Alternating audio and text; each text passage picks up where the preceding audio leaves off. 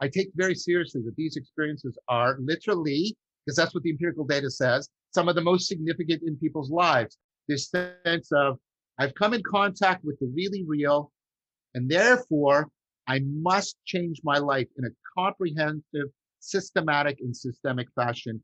We are adaptively predisposed for looking to things that decenter us. That's the term actually used, that decenter us and that reliably feed back into self-correction, self-transcendence. And so if that's plausible for your inferential processes, your propositional knowing, I'm asking you to consider that it is equally plausible for your procedural, your perspectival, and your participatory knowing. If I say to you, if I suggest, if I encourage you, if I exhort you, that's the word. If I exhort you to becoming more rational, you know what I'm exhorting you to? I'm exhorting you to a transformative experience. And you can't infer your way through that. I just want to say, it's really enjoyable to be here with you again. Really enjoyable. Thank you. Like you can tell, I'm really jazzed right now. This is just, I love this.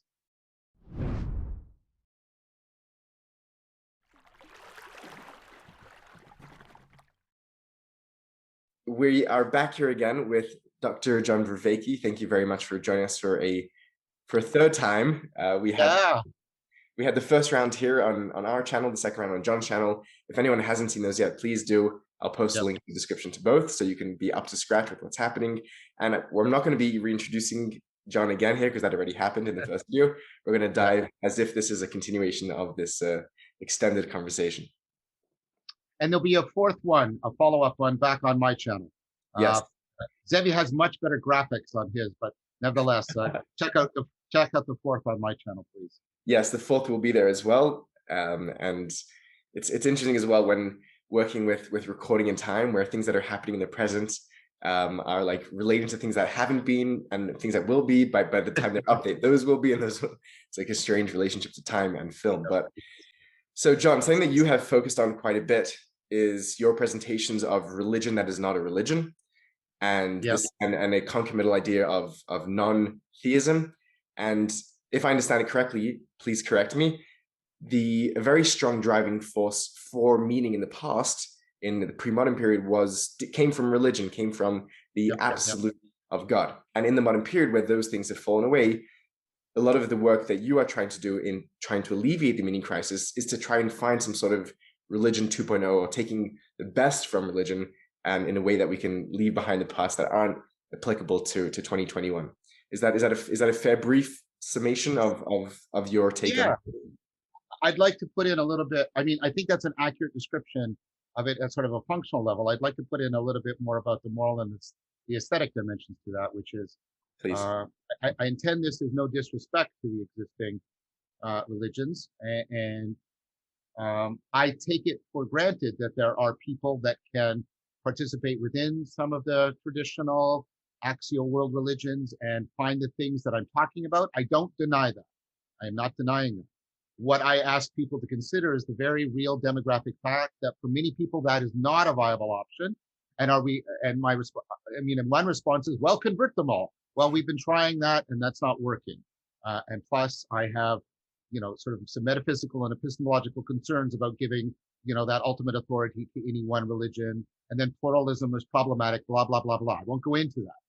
But so I'll take it that there's at least a prima facie plausible case that there are a growing number and a large number of people for whom participation in the traditional religions is not a viable way for them to achieve meaning in life and cultivate wisdom, even experience awe, self-transcendence.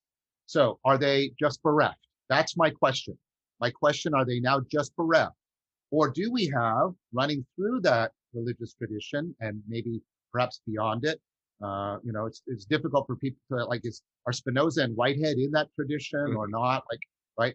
But there are valuable resources. We can take them, integrate them with the emerging cognitive science and cognitive psychology and neuroscience, wisdom and meaning in life, and exact a ecology of practices and situate it within a viable worldview that legitimates it and homes it, such that we can give these people a viable response to an otherwise very dangerous and deleterious meaning crisis that an increasing number of people are facing. And for a significant proportion of the people facing a meaning crisis, it is fatal if unaddressed.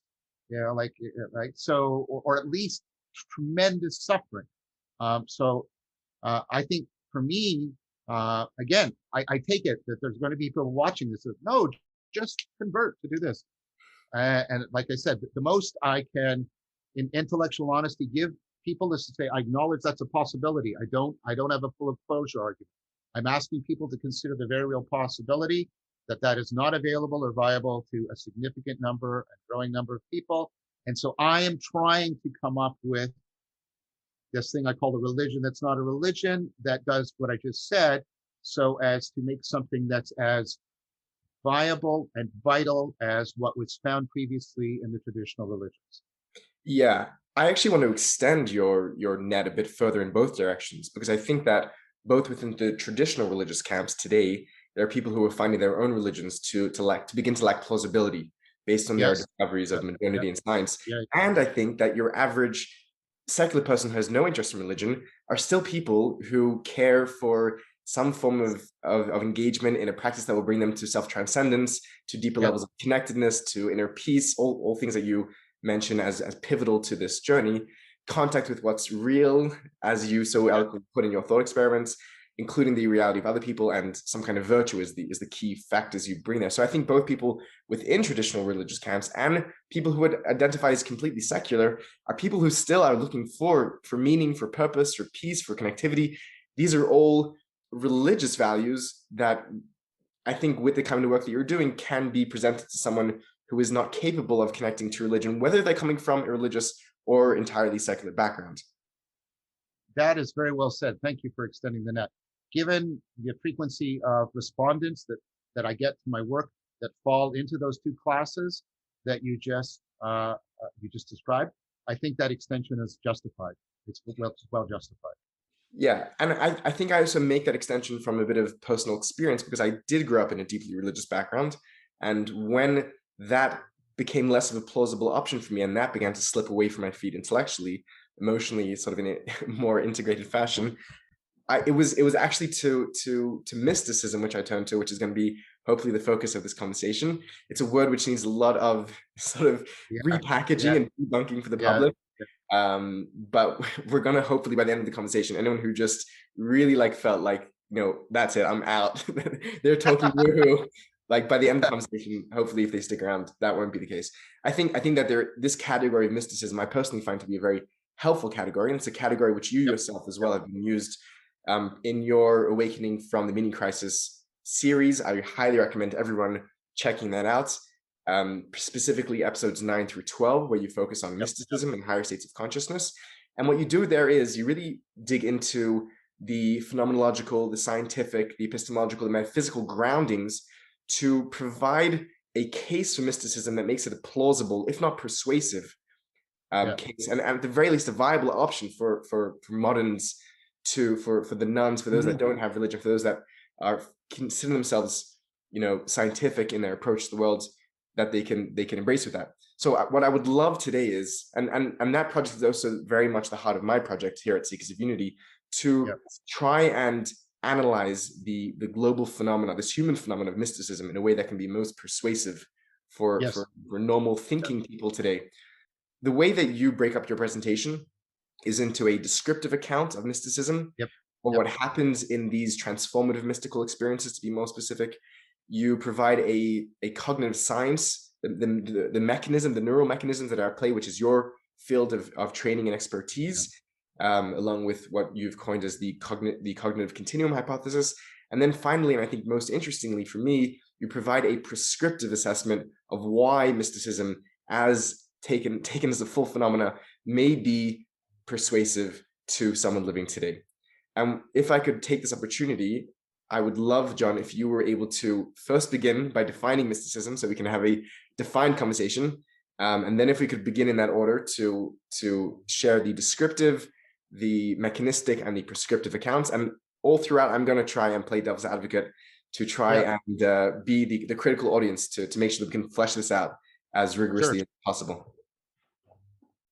So yeah, I mean, a definition of mysticism. Um, I'm hesitating precisely because of the continuum hypothesis that I'm proposing. Um, because it is a continuum, so it's like the color spectrum. Like any place I place a line is a criterion division is going to be somewhat arbitrary. But for me, the hallmark of mysticism is the proposal that there are experiences typically described as, in modern language, as altered states of consciousness. I think they're also altered processes of cognition, but we'll get into that. Right. Let's just use sort of very standard language.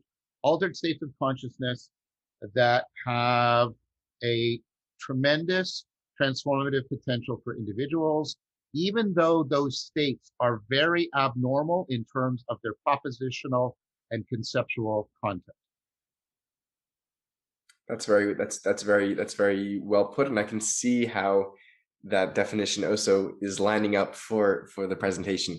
So let's take that definition and run with it. For people that are in the fields, defining mysticism is very complex, and there may be people who agree, who disagree. But let's use that as a working definition, and perhaps as we move forward, we'll bring in some challenges to that, and maybe what.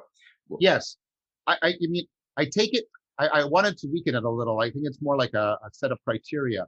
I'm not claiming that it's completely exhaustive of the phenomena, precisely because, right? I think it's more like what Wittgenstein would call a family resemblance concept, rather than Yes. having a clean Aristotelian essence. So Yeah. I'm trying to get something that will give us sort of the most common ground, and I'm taking sort of the standard measures of mystical experience and trying to sort of compress them into what I think are sort of the key features. Let me just ask you a question, although this may come to bear as we move into our descriptive aspect of the presentation.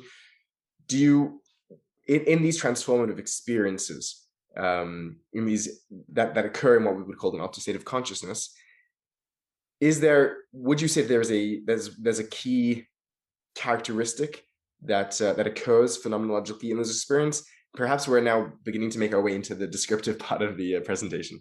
Yeah, I mean, so again, I mean, so I'm very careful to talk about a specific subset of mystical experiences, what are typically called higher states of consciousness, because I can delimit them rather carefully and then give arguments in terms of them.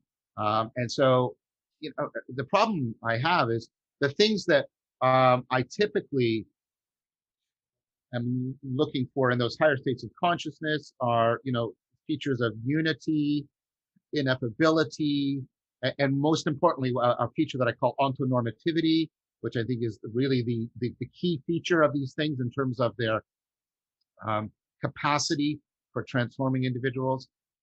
The issue I have, and this is where there's all this scholastic debate, and I don't know if it's resolvable, is like, well, what about, visionary experiences that people have? And, because people have visionary, I saw the angel Gabriel and he spoke to me and he said to me that we should all love God. Like, does that count as a mystical experience? And that, and there's an open debate around that. And some people want to distinguish between visionary experiences and mystical experiences. So I don't have like, well, here is the argument from first principles as to how we should label it. What I'm saying is I have sort of,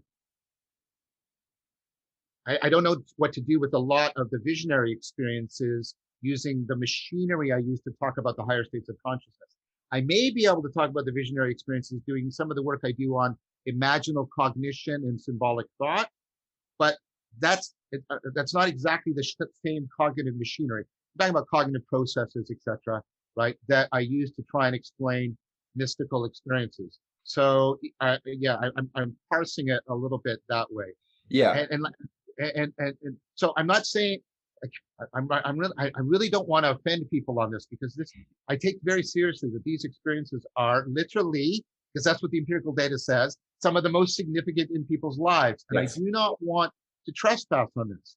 I'm just trying to say how I mean, to be a scientist, you have to parse things out so that they're testable, right? And so I tend to split visionary experiences, which can also be important and transformative, and talk about them in terms of imaginal processes. And then what I typically refer to as mystical experiences are ones that do not have any such content, in fact, are ineffable, come without imagery. We may use imagery retrospectively to try and talk about them, but in the experiences, they prototypically don't have what's called intentional content, other than, as I'll talk about later, this very adverbial kind of content. And Yeah. so that's how I'm parsing things. Yeah.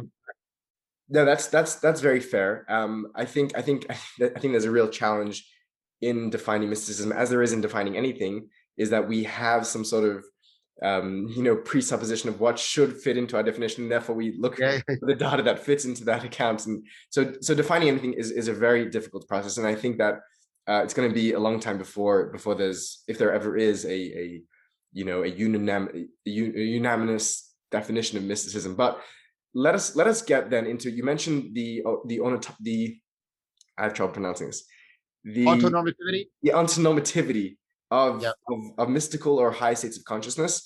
I think just as a preliminary, we're here together as friends. Thank you.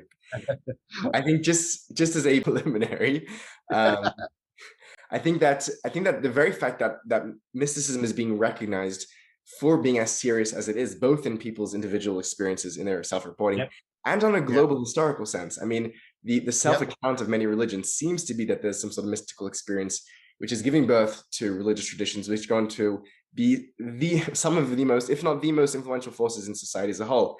And the fact that science, psychology, and philosophy for so long felt comfortable just shrugging it under the rug as if it was something crazy and didn't have to be examined, itself seems very blinded. And I think the very fact that we're able to now have these conversations in a way that's recognizes the issue for its importance is a level of sanity, as I see it. So let's talk for a second about what the problem of the ontonormativity of mystical experiences are. And then I would love if you could lay out for us your descriptive account of what's happening in these experiences phenomenologically for the individual experiencing them. Yeah, so I mean, I coined this term ontonormativity, and it's based on the work of a lot of other people, Yaden, Newberg, a bunch of people. And as you said, in Awakening from the Meaning Crisis, I lay out this argument in much greater detail. I want to talk here with you at a much more, overall schematic gist, because I don't want to get into the weeds. I mean, we can go to any specific you want to challenge, of course. Yes. I'm not forbidding anything. And for anyone who wants more details, they should go and watch the episodes that you've already done on this. That's all available. Yeah. Absolutely. Yeah. So the idea about the main phenomenological thing, and for me, and I have some empirical evidence also from my own lab on this.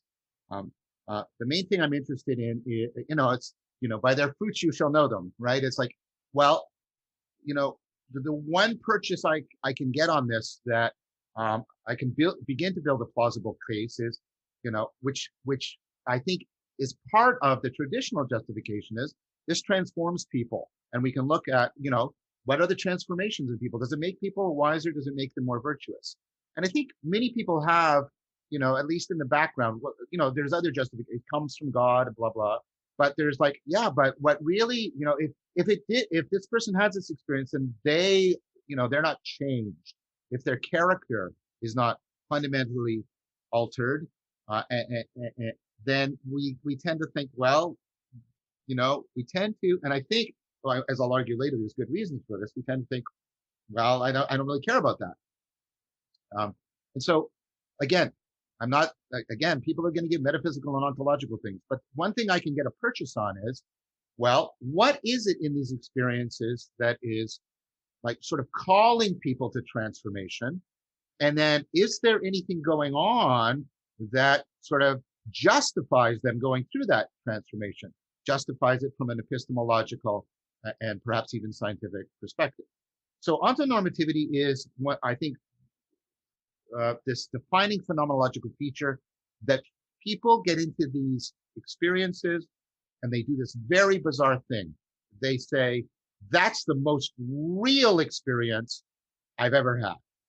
Real. Ontos, being, reality. That's the most real experience I've ever had. It's real. It's more real than everything else I've ever experienced. So that's the ontos part of normativity. And then the normativity is, you get this in Rilke. I must change my life. Hmm.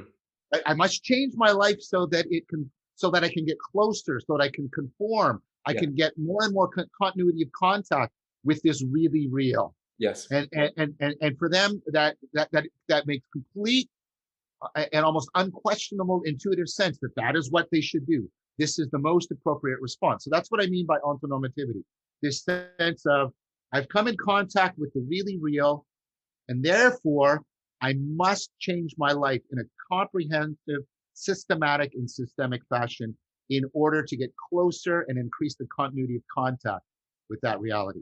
And the fact is, if you take a look at the research, they do, undertake now people, of course, vary in degrees, but on average, people make very significant, in response to the significance of the experience, they make significant transformations in their life, their relationships, sometimes their careers, their moral character, etc.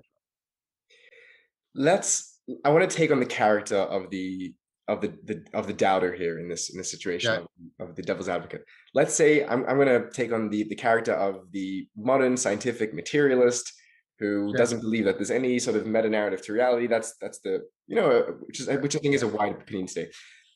So on what you presented here, I think if I was taking that position, I have to bracket my own, like the fact that I'm also persuaded by a lot of this philosophy and a lot of this thought. But why should I care if hundreds of people, thousands of people have had some sort of bizarre, kooky experience, and they've decided that that's the realest thing that they've experienced? And I don't know what kind of things precipitated or triggered it, whether they be chemical or natural or some tumor, who knows what was going on for them, and they decided that they want to change their life. Why is that a real philosophical problem for me to face? Well, I mean, there's two ways I could hear that. One is, well, so what? People think they're changing their lives, and you ask them and they self-report. That's true. And there's a thing of like, maybe, this is all just sort of a self-fulfilling prophecy, except you do work. You take a look at the work done in the Griffith lab, and they gave people psilocybin, and a significant proportion of those people have a mystical experience. And then what you have is, at that time and for a long standing afterwards, you have a significant and measurable change in a personality characteristic. Those are supposed to be stable. Those are not supposed to be changeable by a single experience. Openness goes up and it reliably stays up. And if you think, and as I do and many people do, that personality is reflective of some of the deep machinery, then at least you've got, I think, pretty undeniable evidence that this is not just subjective wish fulfillment. There's objective alterations in people's cognitive functioning occurring. And then when you put that together with the report, the more general reports of how their lives get better, they seem to be solving problems better too. Now, what somebody might say is, oh, well, I get it. There's real changes going on. There's objective things happening. But again, what does that, I don't care about, that experience. Well, the problem is it's hard to find other experiences that have this kind of effect on people. And typically when you do the historical case study, when you find these significant, like very deep changes, not every time, but a lot of the time, people will trace it back to an epiphany or a profound kind of insight. And often that has, like, it's on what I call the cognitive continuum. It's not just like an insight, like, oh, I should stop eating so much butter. It's like, oh, wow, everything's all interconnected or something. Or they get, oh, I really get love in a way that I didn't get before. It's much more like developmental change. That's my next point.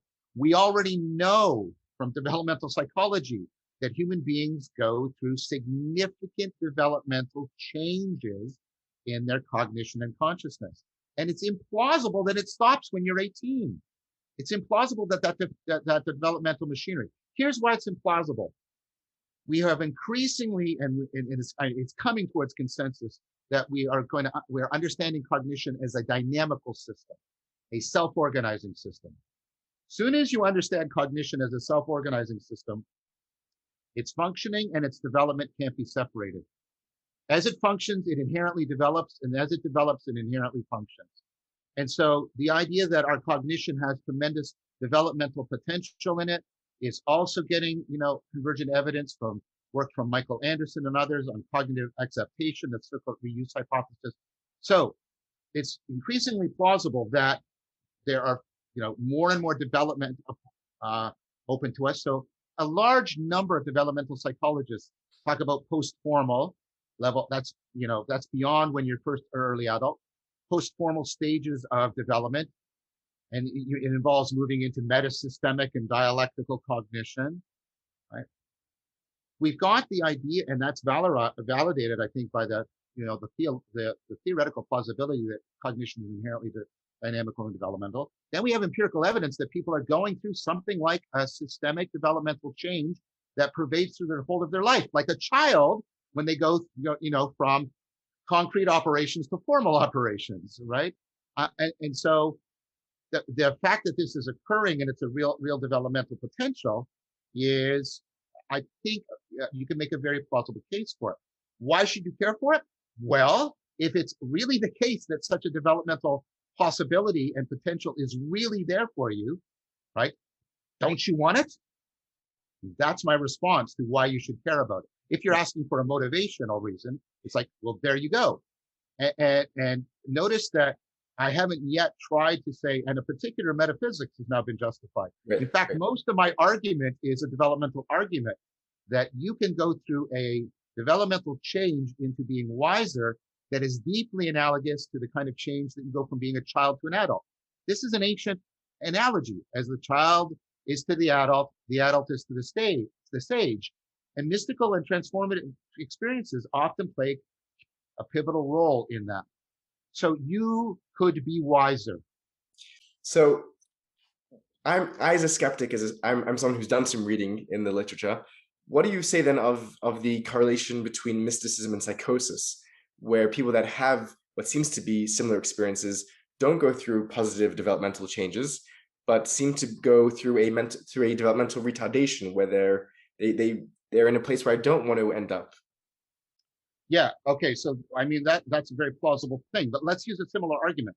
So if I use my intelligence to do relevance realization and ignore most of the irrelevant information, which is absolutely central to being intelligent, I will often fall into cognitive biases. I will fall into I fall into the confirmation bias, the accessibility heuristic bias, the my side bias. So clearly I shouldn't use my intelligence, because it has the chance, the very machinery that's making me intelligent has the fundamental permanent chance of making me vulnerable to self-deception. Well, then you say, well, no.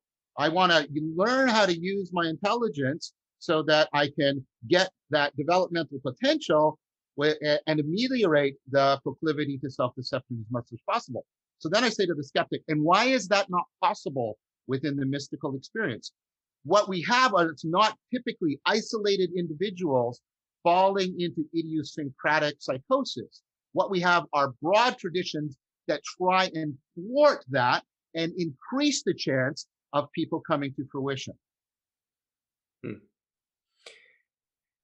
I see the groundswell of a strong positivistic, strong pragmatistic case being made here, which is very cool to see. And my non-skeptical identity is very much in concordance with that. Tell me then, what are some of the key features phenomenologically that differentiate or identify this experience, so that I can know what it is we're speaking about, where we're trying to get at, and what some of these characteristics may say about this transformative process as a whole. So, I mean, there's this act, like I said, I think the central thing is ontonormitivity, and these other things hang around it. Now, I want to make clear, not everybody makes that argument. I think the declaration of ontonormitivity is very pervasive and perennial, but seeing that as the thing that the other things are features of, that's more idiosyncratic to me, but I'm trying to build a case for that. And you're seeing that case being built right here, right? So the other features are typically a sense of the profound intelligibility of the world, even though that's ineffable, and a kind of profound inner peace that is resonant, sort of co-created with that intelligibility. And that inner peace often brings with it, so the ontonormitivity is not just sort of out there. I hesitate for this language because these boundaries actually disappear in the mystical experience. So this is more retrospectively, right? But the ontonormativity isn't just out there. It's also in here. People say, like, they come into their true self. And of course, and now the Buddhists are going, but that's no self. And I can point you to many strands within the Buddhist tradition that equate the no self experience with the true self. And so I'm not making a claim about there being some ontological entity, the Cartesian soul, or anything like that. But what people mean is they somehow got to a state of inner blessedness that is as they should be. So if you'll allow me, now that I've given you descriptions to simplify, and right, it's the world is as it should be, and that doesn't mean morally or historically. It's just, oh, I get it, and I'm as I should be. This is sort of, how human beings are meant to be. Again, people use teleological language, which is problematic for me, but I'll just say what they report. And so there's that profound sense of resonant peace, deep intelligibility. Often there's beauty is expressed in it. There's very much a sense of interpenetration of levels. Blake's famous "To see a world in a grain of sand," right? Like, or Spinoza's "Scientia Intuitiva," in which the parts are completely adequately comprehended in the whole, and the whole is adequately connected to each part. And in the Buddhism, they talk about you can see the whole cosmos and the grain of barley. So there's a profound sense of peace, of connectedness this way between you and the world, its intelligibility. Also deep connectedness that you're participating in. You're not outside spectating, you're participating in how all the levels of reality are deeply interconnected in this vibrant, living intelligibility. How was that? Yeah, that was very cool. And I think for a lot of people who themselves may have had such an experience, or who have spent considerable time reading the literature, a lot of what you said will have resonated deeply, just like the experience itself is resonant, which is interesting that both the description and the experience have a shared capacity to resonate. And I think for many people, that resonance itself is deeply meaningful and persuasive enough. What I want to see is that if we can go beyond that for people who are tone deaf to what you described, because I think for someone with a healthy sense of hearing, in the sense, should hear that and be like, wow, this sounds like something I should at the very least try out. But I think there are a large proportion of the population who are tone deaf to such a description, and I think it's going to need more work to flesh out what's going on here. But I think that was really beautiful and very much resonated with me. I want to just pick on two things that you said before moving to the next thing. One of them was that you mentioned that the world is as it should be, and self is as it should be, and you qualified some of those statements. And I think what you were saying, correct me if I'm wrong, was that it's not as it should be in a teleological sense, that this is where things need to be, but things as it is now, that all is well as it is in this moment. There's some sort of perfection in the presence. There's a sort of a merger of means and ends. There's a collapsing where it's not. The analogy is that of the flower that's blossoming, it simply is blossoming, and that is its perfection. It's not because it will become anything else. I think that's right. The world as it should be. Like, you're exactly right. That's what I meant by it's not historical. It's not some teleological culmination. Yes. It's not a utopic completion. It's not anything like that. It's more like the disclosure of the really real is just deeply intrinsically valuable. And so the wanting of anything more from the world disappears. Yes. Does that make sense? Yes. And I think there's a parallel to this in normal experience. I think in deep states of connection with another human, whether that's a spouse or a partner or a child or a parent, whatever it is, there could be a sense where this itself is fully meaningful and fully encapsulates that there needs to be nothing. I don't hold my child and want something more than that. This is the perfection of reality, but not in a non-teleological sense. I want to ask one question on the descriptions you gave. The sense of a shining, a glory, the intricacy and interestingness, the intelligibility, the beauty, the peace, the joy, the interconnectivity and interpenetration of the levels of things. To me, and you can tell me that this is too reductionistic, but to me, if there's a common denominator which unites them,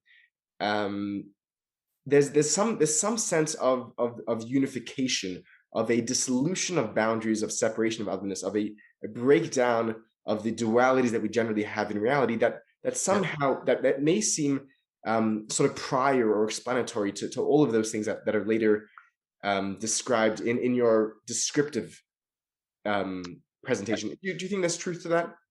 Yeah, I think that's right. And so I will valorize now the title of your channel, because I think that's completely fair.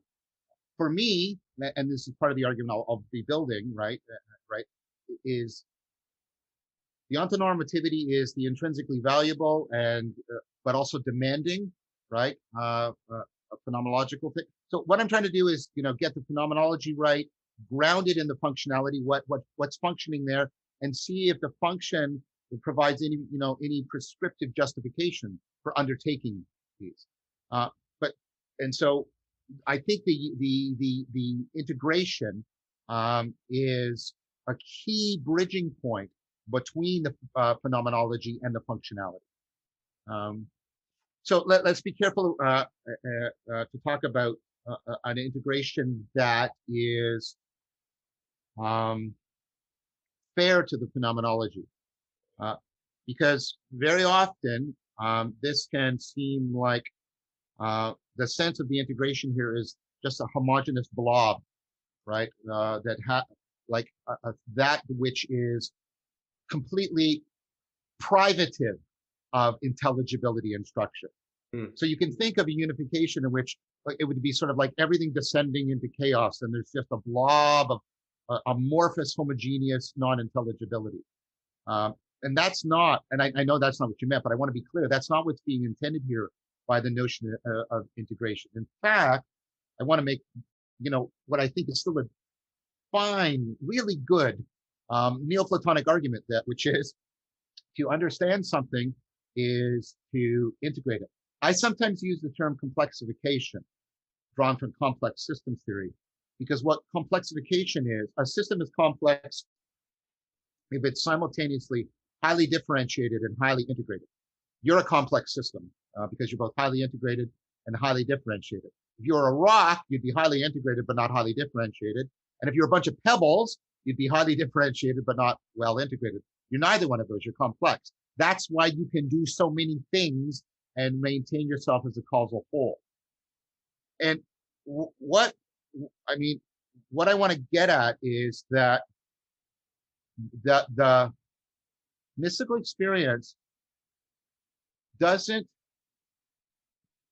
erase the richness of the world. So it's integration in that sense of, right, it's not the identity of 1 equals 1. It's not that kind of identity. It's the kind of identity that in which we take two things, and so and I'm going to do this deliberately because this is an example of formal thinking, metasystemic dialectical thinking. We take two different domains, space and time, and Einstein says, but look, they're actually two different aspects of the same thing. And all right. Now, it doesn't mean that all of the relevant, right? It's no. It's that. So don't think of it like these dissolve into this. Think of it. You see through both of these, like stereoscopic vision, into something that supersedes and includes both of them. So I want to make really clear that it's that sense of a summative kind of integration rather than a dissolving kind of integration. Because that's very important, because, as I just tried to show with the Einsteinian example, all attempts at intelligibility, all attempts at understanding reality, substance, listen to the language, are we take things that are disparate and we find some common principle that unifies them.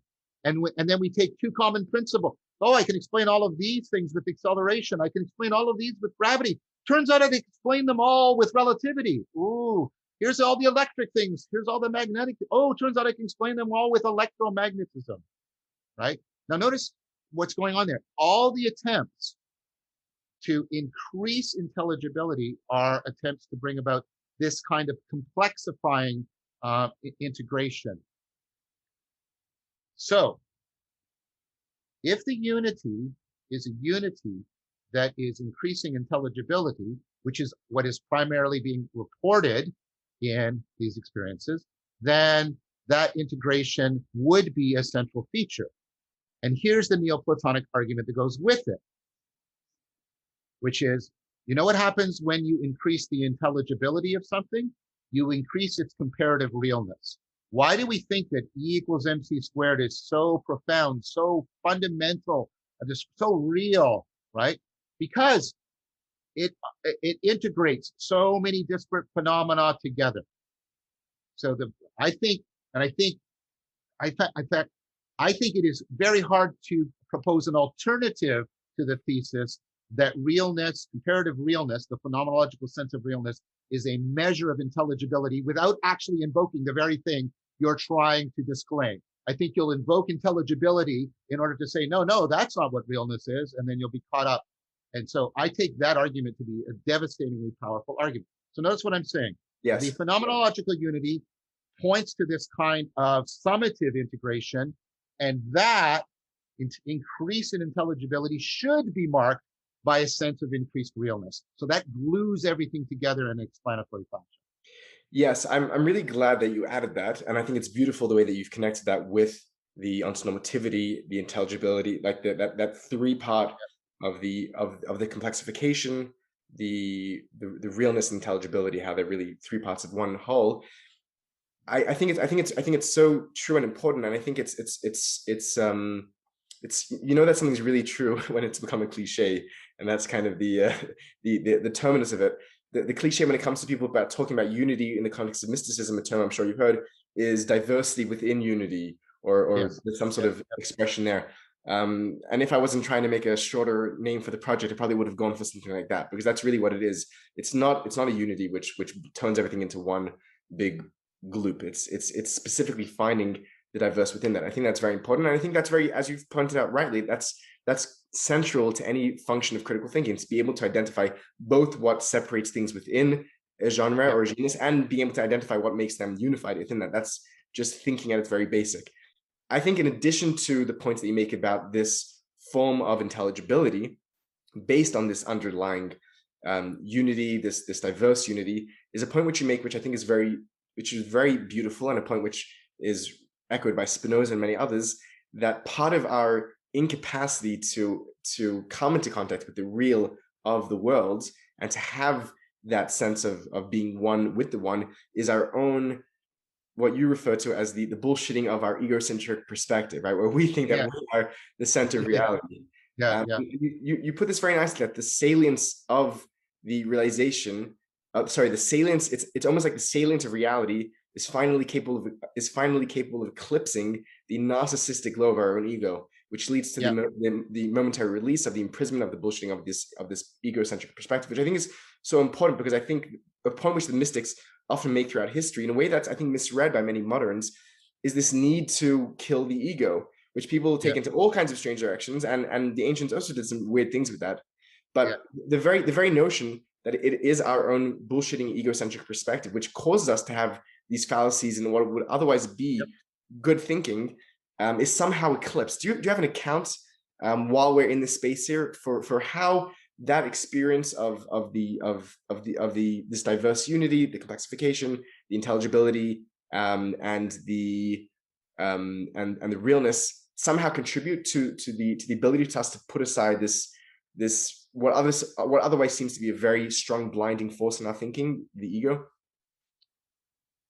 I mean, there's several things going on there. I just want to pick up on one point to, again, sort of ramp up, remind people that one of the defining features, again, of going from a child to being an adult is a comparative overcoming of egocentrism. That's exactly the term that's used in developmental psychology, and we are rightly critical when we confront adults that are truncated in that ability. For example, there's pretty good research showing as you go up the corporate hierarchy, people start to fail this task, which is they have to put something on their forehead and describe it how it would be seen from other people.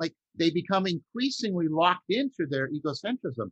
they progressively lose a defining feature of an adult, which is, oh no, but you have a perspective other than mine, and it sees and values things other than I do, and I have to respond to that. I have a responsibility to that.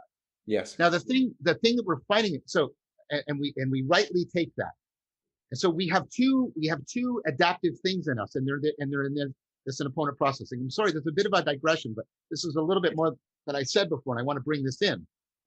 Okay. And I've talked at length about relevance realization, right? And relevance realization, it has to be initially how things are important to me, how they matter to me, because I'm an autobiotic. So it's inherently, organismic centric, right? It's egocentric in that fashion. If we take it, right, that the ego is some kind of image that the biological agent has for itself, and managing how everything is self-relevant. And that's the term used in the literature. How is everything self-relevant? So we have that. And that's why I think, and again, this is not that controversial. The core cognitive bias is the my side bias, right? The bias that, I bias things to improve my egocentric image and my egocentric agency, right? That's running through most of our cognitive biases. Not all of them. We have some groupthink stuff going on, but generally that's it. So we have that. Now, if we were sort of leopards, that might be all we have. But we also have this other thing, because we're mammals, we're primates, and we're sociocultural, which is we very quickly, as children, as biological beings, and on the path to personhood, we learn that we have to break out of that egocentrism. Why? Because the project is not just how is everything relevant to me, but more importantly, how am I relevant to everyone else and potentially everything else? Notice the difference of direction there. And I'll remind people, you remember we were talking about meaning in life, that's the direction of meaning in life. How am I connected to something bigger than myself that has a value independent from my egocentric concerns and preferences? And we know that, and of course, what we try to do is say, okay, well, how can we balance between them? One way of interpreting mysticism is we tend to be here too much and like opponent processing, and then we go over here and we have this, rather than egocentric, we have an ontocentric experience, but we still have to come back and live our lives. But as we come back in, it moves this more that way. That's what I see what's happening in these transformative experiences. And that's exactly analogous to the child. Here's the child, very biologically egocentric. Here's culture, and they enculturate, and that moves them this way, right? So I think what I'm saying is, I'm trying to get out of sort of the JS no liberalism, egocentrism is our natural state, right? That's bullshit. Our natural state is actually to be in a dialogical tension between egocentrism and ontocentrism, right? And we use that loop to mature, to self-transcend, to self-correct. So first of all, I want to put that in, because I don't think there's a burden of proof on like, well, right? I want to say, no, I think our adaptivity puts us into a dialogical tonos, a living tension between these two as inherently dynamically developmental beings. So we are adaptively predisposed. That's the argument I'm making for looking to things that, and this is the language, that decenter us, that's the term actually used, that decenter us and that reliably feed back into self-correction, self-transcendence. And so I don't think that that particular part of the argument, I don't think it needs a burden of proof argument. I think no, that's adaptivity. That's how we are set up as primates that become persons. And so we are not proposing any bizarre, woo-woo machinery that's brought in here to explain why people seek to escape the prison of egocentrism. That is what it is to be, right, a primate that becomes a person and that is inherently involved in, dynamical embodied cognition. Sorry, that was a long thing, but I wanted to really... That was great. Yeah. I think there's something strange and counterintuitive here, which is that what turns out to be the case is that the best thing one can do for themselves is to put themselves out of the center. Yes, yes, yes. But like, but like let's take like something that's similar enough, and it's deeply related to wisdom, right? And this is the work that my colleague and Igor Grossman did. We were he was the lead author, and I was one of the co-authors on the recent consensus paper on wisdom. He's done work on what's called the Solomon effect. And and no insult intended to the Jewish tradition. It's intended as a compliment, right? Which so you get people to describe a problem that they're facing. Now, it's important that it's a problem that they're involved in, that their identity is at stake, right? Right? Now, what do they inevitably do? They inevitably describe it from the first person perspective. And notice, by the way, what pain and fear and desire do. They make you more self-centered. They just do, because that's how they function. They're self-protective, right? And so what do people do? They describe this, without thought, from a very first person perspective, very self-centered. And then they can't solve the problem, because if they'd solved it, they wouldn't have a problem. Then you say, okay, I now want you to redescribe the same problem. Notice what I'm doing. I'm doing a decentering thing. I want you to redescribe the same problem from a third person perspective. People redescribe the problem from that third person perspective. And I want to talk about this later. They get insight. They get so what they do is they go out here, it disrupts this, and it alters what's potentially relevant or salient to them. It decenters them, and they get an insight into their problem, that reliably, measurably, good, robust experimental evidence for that. This lines up with other work done by Baltes and Staudinger. You're getting people to, in a wisdom task, they're trying to solve a problem, and you can and so you have three groups. You have a group where they just are given more time. Another group is they can talk to somebody, or another one they can just imagine talking to someone. Groups 2 and 3 really outperform group 1.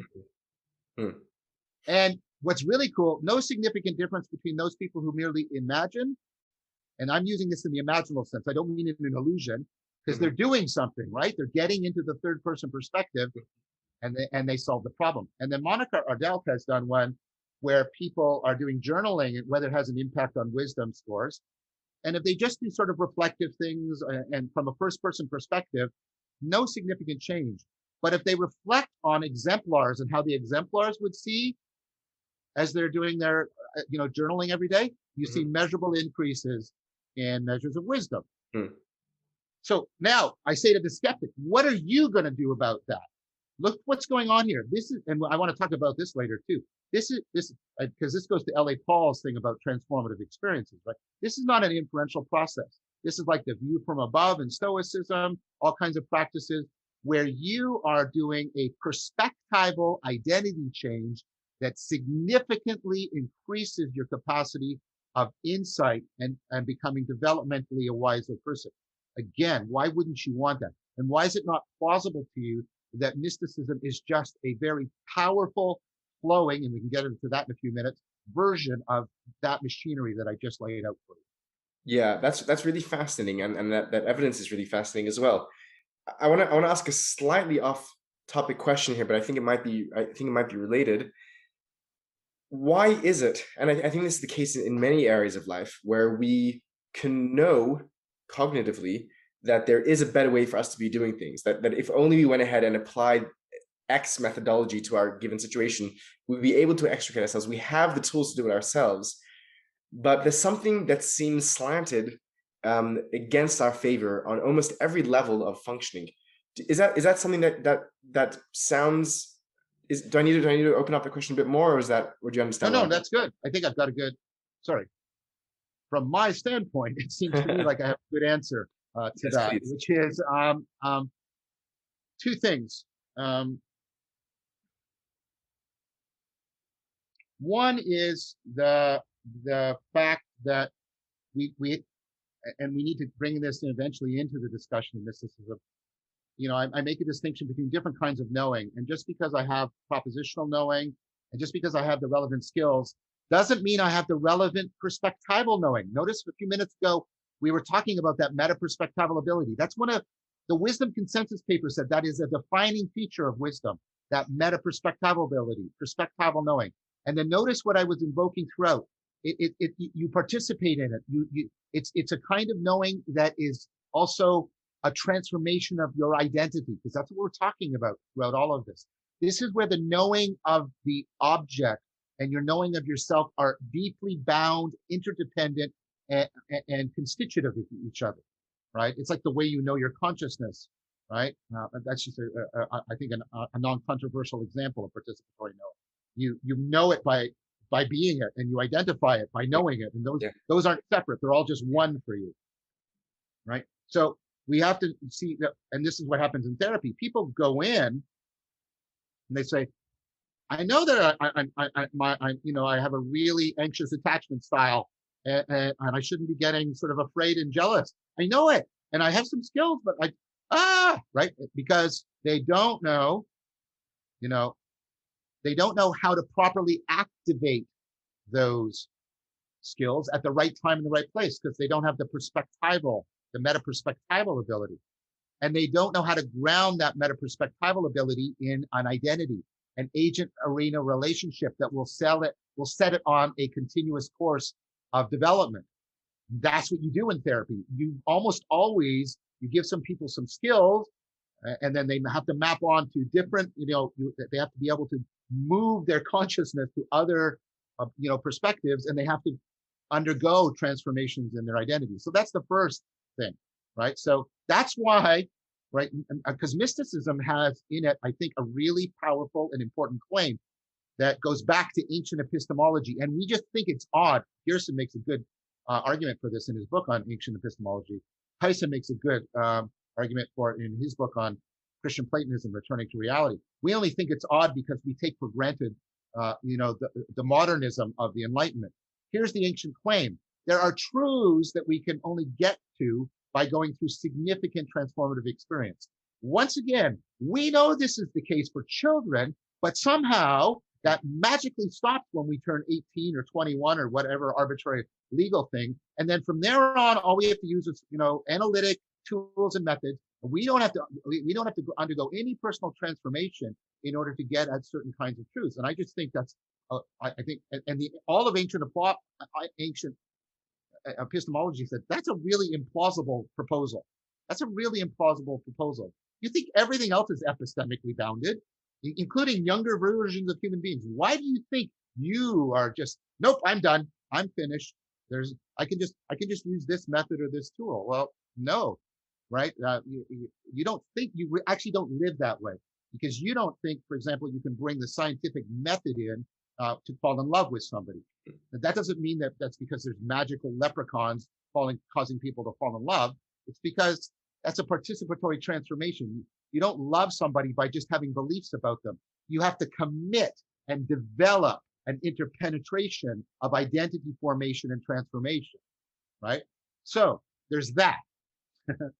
The other part is we fight against the kind of commitment to development and transformation because of a very powerful bias that not only we have, but you can see it in most species, that's deeply adaptive. It's called hyperbolic discounting. Hyperbolic discounting affects what we find salient.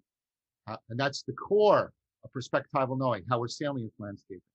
And what it says is across species, and Ainsley and others have, this again is, I think, now just consensus. You see that if I look at how discounted something is. So discount means I reduce its salience, how much it can grab my attention. So present stimuli have super salience, and as I go into the future, so if you let me draw it like a graph, right? The amount of discounting, which means the lower the discounting, the more salient it is. Okay, so here, right, very little discounting, lots of salience, tremendous amount of discounting, very little salience. Right? That's why you eat the chocolate cake, to use my favorite example. That's why you procrastinate. That's why we eat the chocolate cake. That's why we procrastinate. Now, I have an argument. I won't go into the detail. The reason why across species, you see this pattern is because it's deeply adaptive. It's deeply adaptive. But like everything adaptive, it carries a cost. What's the basic principle of adaptivity? The basic principle is I should pay attention to something in terms of how probable it is. How probable it is. Now, when events are just like 1 second away in the future, their probability is very high. It's going to be this, right? It's maybe one or two things. But as I go in the future, it spreads out like this. And so when I get into the deep future, I have all of these events that could possibly happen because of all the different intervening variables. And each one of them has very low probability. So I screen them off. But, and this is the most important but of all, if they all share a property, by screening off each one adaptively, I will screen off the property that they share, which as a shared property could be very highly probable. One example, I smoke this cigarette. I don't smoke. A weird chain of events. I die of lung cancer in my left lung in Hamilton. Another chain of events. I die of lung cancer in my right lung in Hamilton. Left lung in Toronto. Left lung. All these events are negligibly small. You know what they all share? Premature death due to cigarette smoking. Because hyperbolic discounting blinds me to each one, and that's adaptive, it blinds me to what they share, which is premature death. So I have to counteract that. I have to do all these things to counteract, which means just knowing that I should get there is insufficient because I have to do significant transformation, perspectival and participatory. And I'm fighting against hyperbolic discounting, which means I have to do symbolic bundling. I have to find a way to bundle that and bring it forward to here and now. And I think one of the most powerful bundlings you can get is the bundling that's given to you by ontonormativity and the call to wisdom.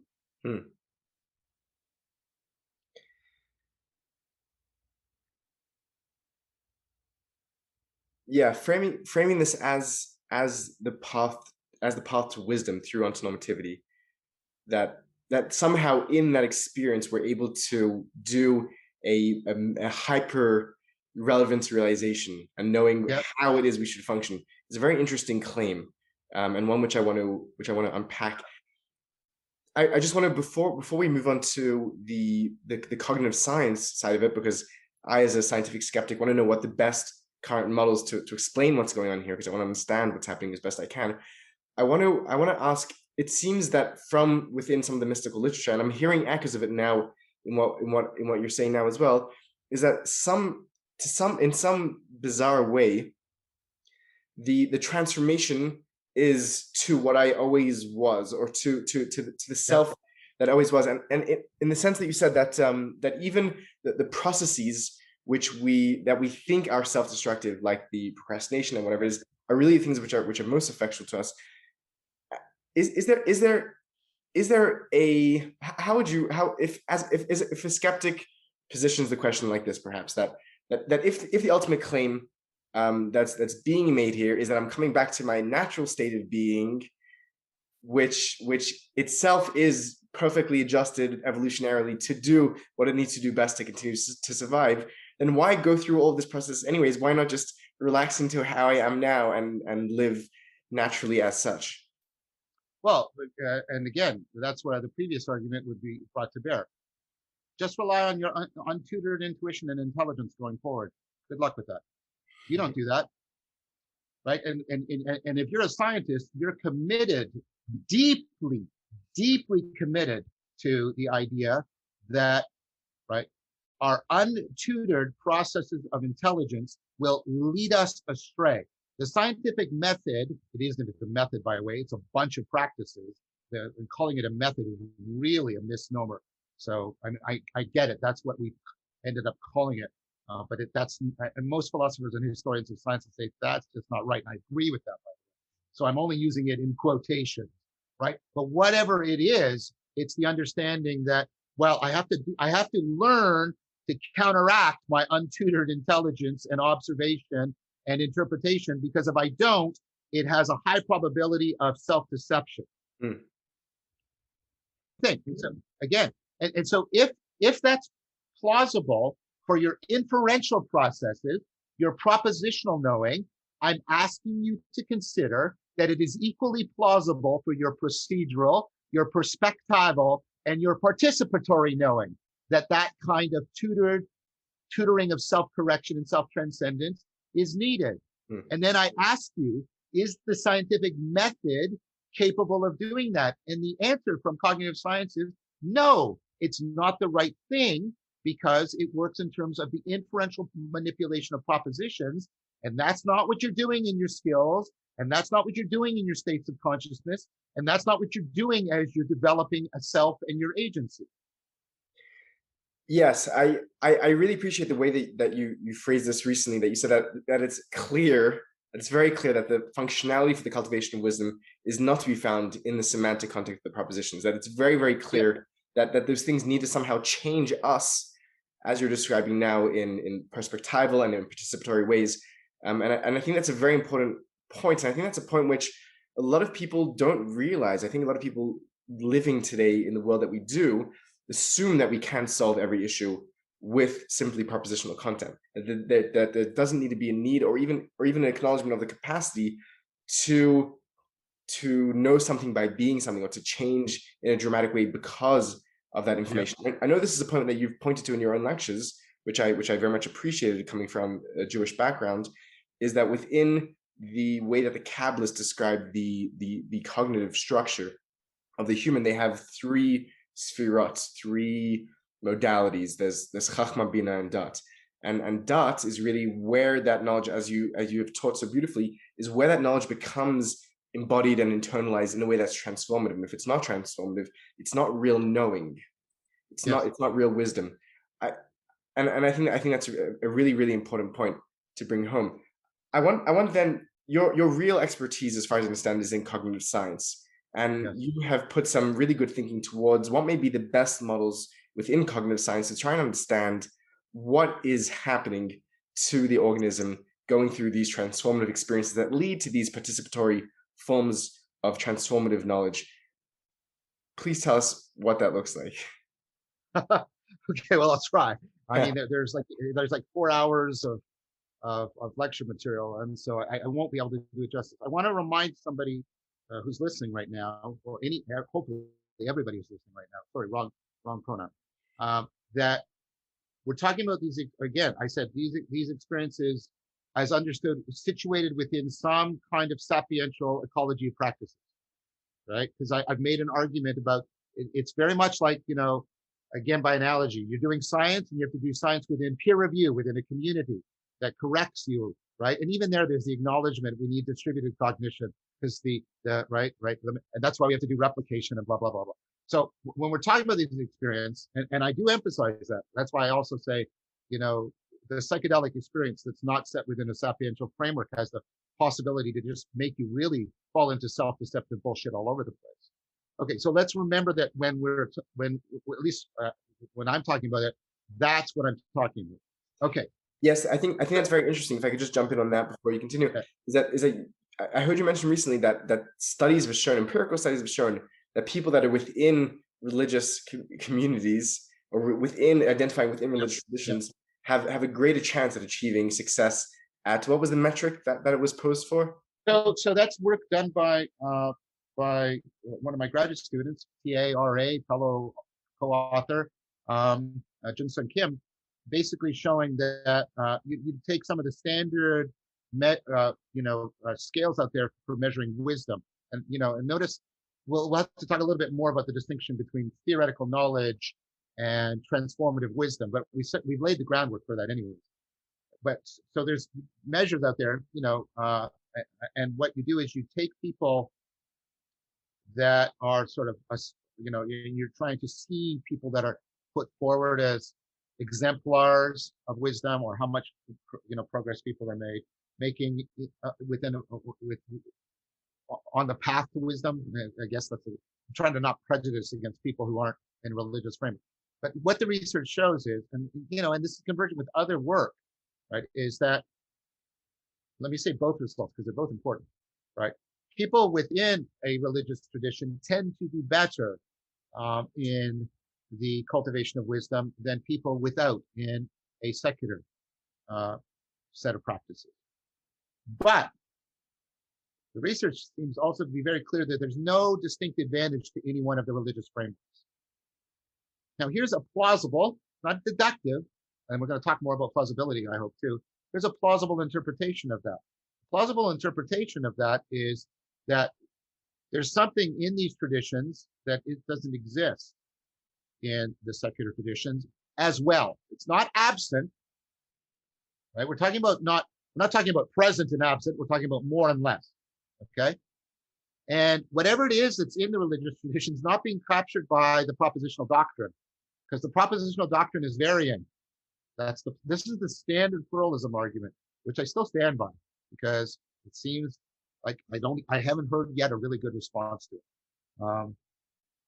I do want to caveat that you've made arguments for there are perennial shared aspects. I'm not dismissing that, but I think you don't deny there's just significant difference and variation between the propositional content, which is that this process of wisdom cultivation, character transformation, is not primarily going on at the propositional level. People need the propositions, but it looks like they only need the propositions insofar as they support the procedural, the perspectival, and the participatory changes. And so, yeah, I think that one of the things that we get is the idea that when we have a tradition, an intergenerational tradition and an existing community, we have, my friend Greg Enriquez talked about this, justification hypothesis, Mercier and Sperber talked about this in the Enigma and Reason. We tend, ceteris paribus, we tend to reason better. We tend to overcome our egocentric biases if we are in, functioning distributed cognition. Now, distributed cognition can go crazy. It can get polarized, and get groupthink. It can ossify or get polarized. But when it's doing opponent processing, your bias and my bias, if we come into dialogos, remember I said that fundamental thing about the dialogos, right? If we come into dialogos, you can afford me overcoming my egocentrism, and I can afford you overcoming it. And it's not only with online tradition of tech and exemplars. Remember Monica Ardelt's, work on exemplars can help us self-transcend. This is, I think, stuff that religious traditions have cultivate wisdom that we don't have at a secular level right now. Yeah, go ahead. No, you're just sorry. The internet was cutting out there for the past sentence. Oh, I was just saying that I don't think that I mean, that's part of the proposal of why we have so many nuns, N-O-N-E-S, the religion that's not a religion, is the secular world does not provide anything as rich as that. Another thing, and this is not separate, this is conjunctive with what I just said. About 40% of the population, uncalled for or not, have these anomalous experiences, altered states of consciousness. It's about 40%. And if you don't have a religious tradition, there's not much help for you. There's not much help for you. There's like, yeah, wow, that was weird. I guess it's all an illusion. That's about it. That's really hard to square with the ontonormitivity and right and the sense of loss if you don't take it up.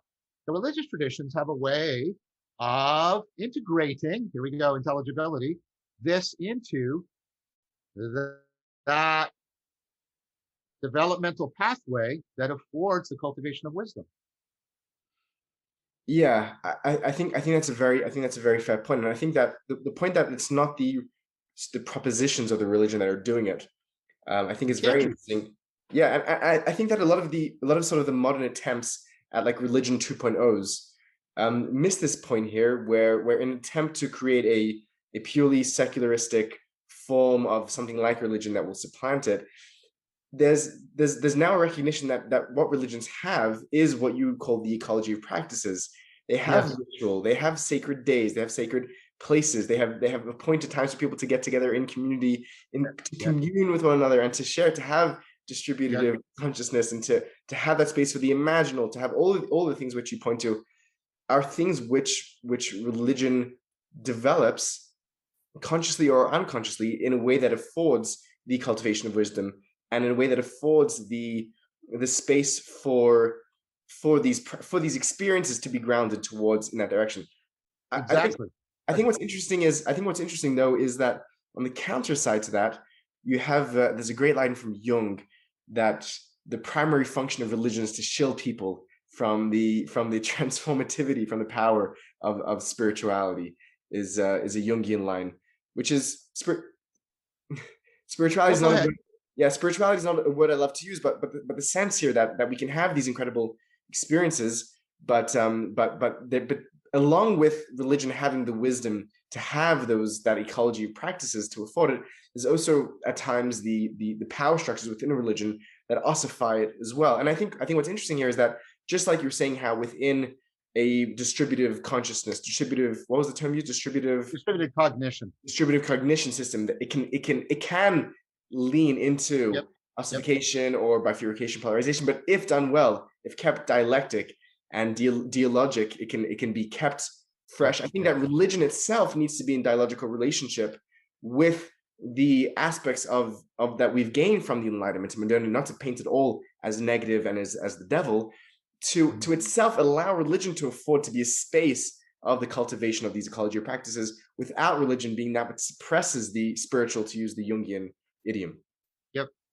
I think that's well said. I think that's well said. And I think I would nuance it in that Jung's statement is right to shield, but to shield that is not this. I mean, Jung is like complex, but I think a plausible interpretation of Jung is what he means by shield is he doesn't mean make inaccessible. He means make it accessible in a way that won't destroy you. And that again is what we do with kids. We don't say, "Hey, Timmy, the 5-year-old, here's Heidegger. Come on!" Like, wow, the kid's going to be like terrified, right? And this is Vygotsky's work, the zone of proximal development. This is what they can learn on their own. This is what they can't learn even with you. And then this is what they can learn with you and only with you. This is the best place to learn. And this is because this gets the balance between them being able to assimilate it into their existing cognition, but also accommodate it by taking your perspective on them. And I think I mean, when religion is working, oh my gosh, that sounds so pretentious. Where am I standing where I'm saying this? Okay. when religion is working correctly, what it does is put distributed cognition into the zone of proximal development. It imaginally augments reality so that we get there and we play there. Let me second that, as a religious person, that religion most of the time, as we see it functioning, is not performing that function. So there definitely is place to say that it's when it's working at its best. And that notion of that way of interpreting the Jungian line is an interesting one. What comes to mind is the famous theophany in Exodus 33, where Moses pleads God to. Moses is on this winning streak. Yeah. He asks for forgiveness, he gets forgiveness, and he thinks that he could just keep going. And he says, "Harini nat kvodecha, show me your glory." And God answers, like, no person can see me and live. That idea that, like, you don't have the tools within your current developmental state to experience reality as it is, and continue to function as a creature needs to function to continue to survive. But the affordance that's made in that space where God allows Moses, and I think these texts are supposed to be didactic. We're supposed to look back and say, what do these mean for us psychologically and in our own processes of growth? God says, if I can put you in the cleft of the rock with some shielding, with some space, you could see that is that which is behind me, which has all kinds of interesting interpretation and connotations. Then you can have a glimpse of what this reality is without it blowing your categories to smithereens. Yeah. And Plato has the same thing. You have the anagogic ascent out of the cave in which you're coming to see the more and more real. And think about the ontonormitivity here. And then you get out of the cave and you look for the source of light, intelligibility, and life, vitality. And and all you can do is glimpse the sun, because you can't actually look at the sun. It's beyond your comprehension and it will destroy you. The same image is there. a cognitive science spin on that is, again, yes, because reality is combinatorially explosive and the amount of information. And if you were to remove all framing, right? This is why I object to interpretations of Zen, enlightenment as I am free from all bias. And no, that, like, what? Then you're a finite being who's trying to process combinatorially explosive amounts of information, and that's just mathematically impossible. So I can just say no. That is wildly implausible. If somebody says no, what I mean by enlightenment is I can open much wider, and I've got this way of continually opening and accommodating more and more, like you do in awe, or like you do in the flow state, or even like you do in an insight experience, but it's now more systemic in my cognition and my consciousness, and it's more systematic in my theorizing. That to me is like, oh, okay, I can get on board with that, because that's just to say, you know what an enlightened person is? They're taking this developmental arc and it's just going up. That's what they're doing. That's really fascinating to think about. I have to think about that point, because I think you know the Buddhist literature better than I do on this point, but it seems like when they reach that point of enlightenment, it's the totality of existence in some sort of most simple form, where it's totally graspable. So I'll have to think about that a little. But what's really cool is that, well, there's one way of okay. No, go, please. I was just going to say, well, one way of interpreting that is omniscience, which I find implausible, and there's no good evidence for it, right? Ever. Right. And because you have to face, like, either there are enlightened people now, and we can talk to them, and I talked to people who talk to them, and they give no evidence for omniscience, right? And you right, or right. Nobody now is enlightened, or there's no historical record, which means Buddhism is useless. Or we're talking about non-propositional knowledge. Or right, but yes, but even your skills face combinatorial explosion. Even you have a perspective on the combinatorial explosive nature of all of reality. For me, this is part of what is meant by the sacred. This is and this is, I would argue, this is you can find good examples of this in the mystical traditions, in many of the wisdom traditions and the world religions, which is the inexhaustibleness of this. The Tao is a well from which you can drink, but is never used up, right? Yeah. And I am the being that cannot be named, right? Because you can't actually capture me, right? Or I won't keep going.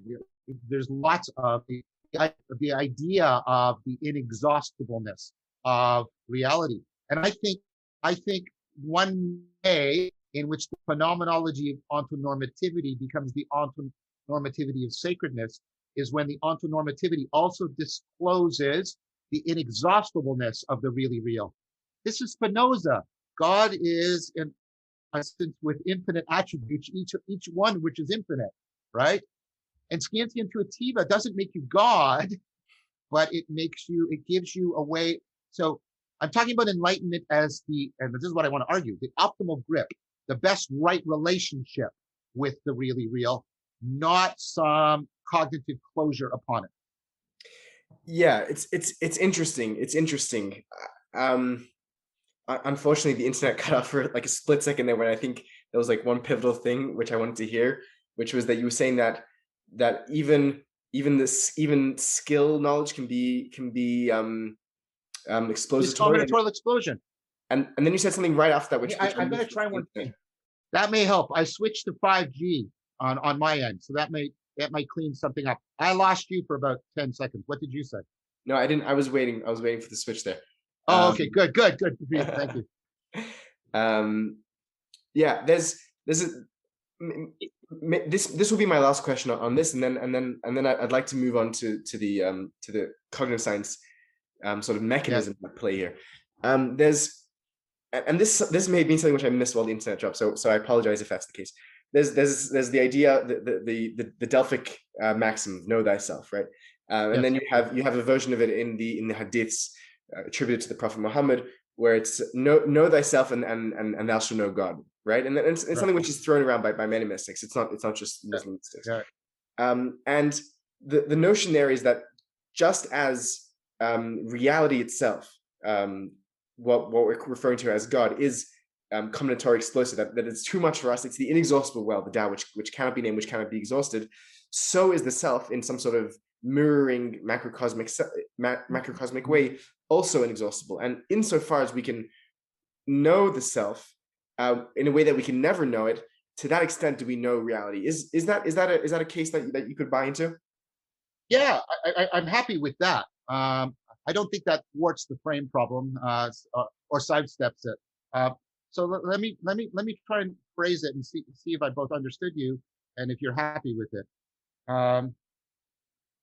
There's some, there's a way in which the self is a no thing, the way reality is a no thing, and in the sense that, there's the aspect, and I go into this with Greg Enriquez and Christopher Master Pietro in The Elusive Eye, right? And this many traditions use this. James famously used the I-me distinction, right? Deichmann uses the observed self and the observing self. And so whenever whenever there's something I can assert or picture about myself, that's the observed self. But what it can never capture is what is observing, or so the way I put it is, I'm always framing reality. There's that which falls within my frame of relevance realization. But what I can never bring in is the framing. Well, yes, you can step back. But then what you're doing is you're moving to a bigger framing that takes the previous framing as something that it frames. And so in that sense, the self is a no thing. And also, like the no thingness of being, right? The self seems inexhaustible to us. There doesn't seem to be like, oh, that's all the eyes I have. There's no more. I can't, like, we don't seem to run out of, right, the possibilities of perspective, the possibilities of participation, the possibilities of identity. I think that's all right. And therefore, there is a profound sense by knowing that, not like this, but knowing it as living it, I am one with the way reality is doing that. Reality is doing something in that sense deeply analogous to relevance realization. I get that. But notice what I'm pointing to, right? I'm pointing to that I've grasped the potential for the no thingness, which is again a way of talking about its inexhaustibility, which is not the same thing as grasping the actuality in all the processes and things that can come to fruition. Certainly, yes. Yeah, I think we're in agreement there. I think so, certainly. Okay. I want to. This is going to be an unfair demand, but I want to try and move through this next section quickly. Now I'll kind of lay out what I hope to cover here, so that we can spend more time in the prescriptive, in the argument for why these states may be philosophically or rationally justifiable. You make a case. Maybe I'll just give you the head points here from my notes, so that we can move them through. So you make the case in your Awakening from Meaning series that the cognitive science mechanisms, the cognitive science, the neural mechanisms that are going on are things like the flowing optimal grip, the toning the self machinery from the self onto the world, the de-automization, the disruptive strategy, the decentering, fluency in processing, and then leading to mass positive disruption and which saves us from misframing reality. If you could kind of give us the gist of that argument in brief, that would be really awesome. I will do that. I make one request, that I will make that argument, and I've made that argument actually to L.A. Paul in her course at Yale. I'd like to then link it with an argument I make later in the series, Awakening from the Meaning Crisis, about transformative experience and aspiration. Please, because I couldn't do it all at once in episodes 9 to 12 because I didn't have all the theoretical machinery. But so what's the core argument here? Please don't allow me to limit your presentation by things you've done in the past. If there's new thinking or other things, please feel free, of course. So the main idea, and I've already been alluding it repeatedly throughout everything you've said, so it shouldn't come as a surprise. The main idea here is that what's going on in the mystical experiences is on a continuum with these other examples of self-transcendence that we regularly and reliably experience as adaptive and as central to our capacity for self-correction. So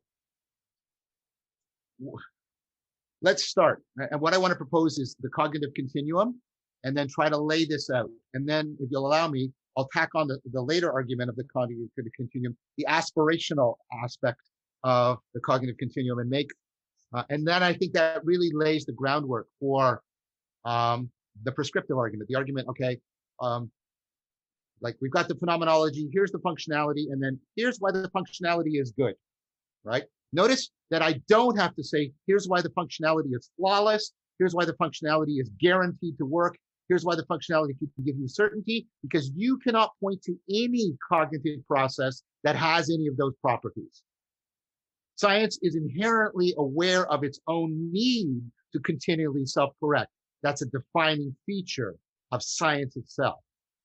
So I just want to put that out there. Yes. Okay. So we have to play in the same. I'm tired of people saying, I'm going to hold, mystical experiences to this really high epistemic standard, but then I don't hold anything else to that. It's like, who cares about that argument? That's not an argument. That's just special pleading. Yeah. Okay. Okay. Yeah. So here's the idea. So again, let's start. And initially, this will sound very far from mystical experience, and I need time. And I'm going to not try and take 6 hours. I'll try and do it in hopefully 10 minutes or something like that. Yes. Okay. So there's a growing consensus. It's very enjoyable for me to watch you trying to cram this in. It's it's an interesting aesthetic, right? So I just want to say, just to reciprocate, it's really enjoyable to be here with you again. Really enjoyable. Thank you. Like you can tell, I'm really jazzed right now. This is just, I love this. Thank you so much. I mean, one of the things I hope that this will do is get more people in discussion with you. I really hope that. Again, I'll do everything I can to try and make that happen. Okay, so let's start. So growing consensus of this thing called fluency in cognitive processing. And now this is called a domain general thing, and it acts as a heuristic. So it's both functional and therefore prescriptive. So like, what's the idea here? The more fluent your processing is, regardless of the content, regardless of the propositional or pictorial content, the more fluent your processing, the more you will judge it to be good, the more likely you'll trust in it, the more likely you will judge it to be true. And you say, well, that's crazy. Actually, it's not, right? Now, what psychologists initially thought is, well, what you're measuring with these fluency measures and the fluency heuristic is that people will generally judge things that are more fluent to be more true, more real, more beautiful, more lovable, more, they want them more. That's what fluency does. Originally, right, the model, I want to be clear with people. I'm going to offer you an argument, right? And other people are making it, but there isn't a consensus as to what the interpretation is. Some psychologists still hold to what I think is a moribund interpretation, which fluency is ease of processing. No, it's not. Because if I just repeat endlessly to you, one, it's very easy for you to process that, but you don't go, right, that's real. Remember the zone of proximal development? I think it's plausible that fluency is tacked to learning, not just ease of processing. So it's something more like what's going on in learning. Well, what does ease of learning mean? I think that's the wrong way of putting it, because it talks about effort. You want to talk about, well, what would be a sort of a processing mark that you're learning well? Well, here's a really good proposal, and I think it lines up with the empirical data on fluency very well. It's a proposal from Merleau-Ponty, right? And I talk about this a lot, and it's a big thing in 4E cognitive science. It's the idea of optimal grip. Remember we were talking about, right? And you can think about those two dimensions. There's the egocentric versus the ontocentric. There's this sort of what I call a transparency opacity, right, dimension. Mm-hmm. And then there's, the barley grain to the world, the feature to gestalt, right? And what you're trying to do, those are all in trade-off relationships. If I see deeply into the world, I'm losing my capacity to step back and reflect on and when I step back, I disengage from the world. So I'm flowing this way. When I see the forest, I lose the trees. When I see the trees, I lose. So, well, where should I stop? Well, the answer isn't in, a Canadian average, well, the average point, because it's relevance realization. You're constantly flowing, and please remember that. That's why they use fluency. I'm constantly flowing in and out and flowing up and down, if you allow these metaphors, till I get to what is the best trade-off, optimal relationship between these. There's other dimensions to it. There's what's called prospect and refuge. Prospect and refuge is I want to see as much as I can while feeling as safe as I can. Think about that with sacredness. I want that which takes me to infinity, but also homes me as much in the cosmos as possible. So think about this as a multidimensional thing. I've laid out three. And what you're trying to do is you're trying to always find the optimal grip that fits you, relevance realization, to the situation at hand. Now, the situation at hand can also vary in the goal complexity. It could be to get a drink of water. It could be to live a better life, right? And so your optimal gripping needs to flow and move around. So that's what I think fluency is. And you can make a very good case that what happens in insight, the aha moment, in this case has been made, is you get what's called a fluency burst. You get a sudden improvement, I would argue, in your optimal grip. Why? Because you're misrepresenting, like the 9-dot problem, right? You're misrepresenting the problem. You're framing it wrong. And so you can't make relevant the information that needs to be relevant, right? You're over-focused on this. You're under-focused on this. You're not looking enough at your cognition. Like you're not. And so what happens, and I've got a lot about what's going on in insight, is there's a spontaneous, and that's the thing. It's spontaneous self-organization. Think about this. You can't say, now I'll have an insight. I'm going to infer my way into an insight. It doesn't work that way. Because it's not about inferences within a framing. It's about changing the framing, the perspectival framing, and sometimes even the participatory framing, so that you will engage on a different course of inference, right? And you have to disrupt that frame. You have to disrupt it. You have to break it up, right? You have to break the frame and make a new frame. And I can back a lot of this with a lot of robust experimental evidence. So I'm just going to keep going, right? So you can see insight as a fluency burst. It's a powerful flash. Notice how it has a salience effect. It's a change in your state of consciousness in which you have a perspectival transformation, and it's self-organizing. And notice what you get: insight. You have a sense of, oh, this is what's really going on. Now I understand the problem. And the intelligibility and the sense of realness go up, and you have that flash, you have that aha moment. Okay, here's the next proposal. What if I could take some aha moments and I could string them together? So one aha moment is priming another, priming another, priming another, priming another. The work I published with Leo Ferraro, Arian Harabenet is, well, that's what the flow experience is that Csikszentmihalyi talks about. When you're in the flow state, what you're doing is you're doing this rapid frame breaking and frame making, and you're using, and that primes you. It sort of readies, when you have one of these, it makes the next one more procedurally. I won't go into the details of priming, but that's also a well-established phenomenon, right? It makes it more probable that you'll be able to have another one and another one. And that's what you get in things that prototypically create the flow state, like sparring with somebody or doing jazz or rock climbing or video gaming. So the flow state. Now, what do we know about the flow state? It's optimal. It's optimal experience. Notice what's happening. Right? So fluency is sort of a low-level optimal gripping, and then I get this really powerful ability to restructure it, right? And then I can chain a bunch of them together and flow, right? Notice what's happening to my adaptivity. It's going up qualitatively, right? It's not just going up in degree, it's going up in kind, dimensionality. So how it happens in the flow experience? It's an optimal experience because people say it's one of the best experiences of their life. It's predictive of well-being, and thereby via that sort of meaning in life, right? And it's also where it's optimal performance. It's where they're performing their best. That's why, sports psychology is trying to figure out how do I get more reliably into the flow state, right? And notice, right? The flow state is universal. It's not dependent on your ethnicity, your language, your belief system, right? It's not, again, It's at a lower level and you're flowing with reality.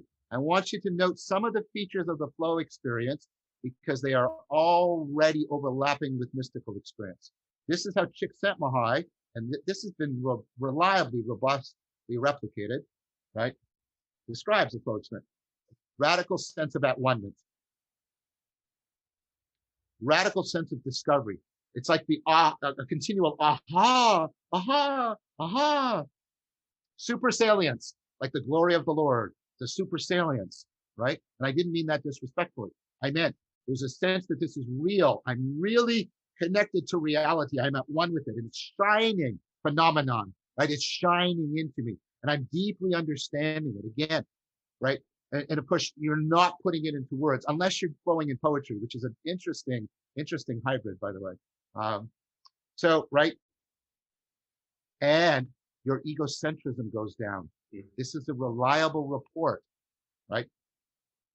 That egocentric, nattering, nanny self-consciousness that's always managing your image and how does this matter to me? And how is this important to me? Right? That goes away in the flow state. One of the reasons why people like it so much is it is a reliable release from the prison of the ego. And people will seek this out. They will seek this out repeatedly and reliably. That's why they do otherwise bizarre things like jazz and rock climbing. Like from an objective perspective, making a weird sequence of noises. What the heck? Climbing up a rock face, putting yourself at risk to come back down. What the heck? Flow state. Okay. So, cognitive continuum. Now, I want you to consider, and I didn't put this into Awakening from the Meaning Crisis, so this is more recent. I want you to consider but I've talked to people and I'm getting a lot of feedback. I had a conversation with Maitreya about this recently. The possibility, because this is phenomenologically, this isn't adequately distinguished. There's hot flow and cold flow. Say that again. Hot flow and cold flow. Okay. Hot flow is when you're in the flow state and you're like right now I'm in it, right? Where there's this huge metabolic expenditure and you can feel the energy. But what's interesting is there's the paradox in there. Although I'm putting in lots of effort, it feels effortless for me because I'm not doing it. I'm participating in it, right? A common religious description as well of the religious experience itself. There you go. Excellent. Thank you for that. Now, for many people, that is the prototypical version of the flow state. But there's what I would call the cool flow state. The cool flow state is when you can have all of that happening, but you're not in a state of high metabolic expenditure.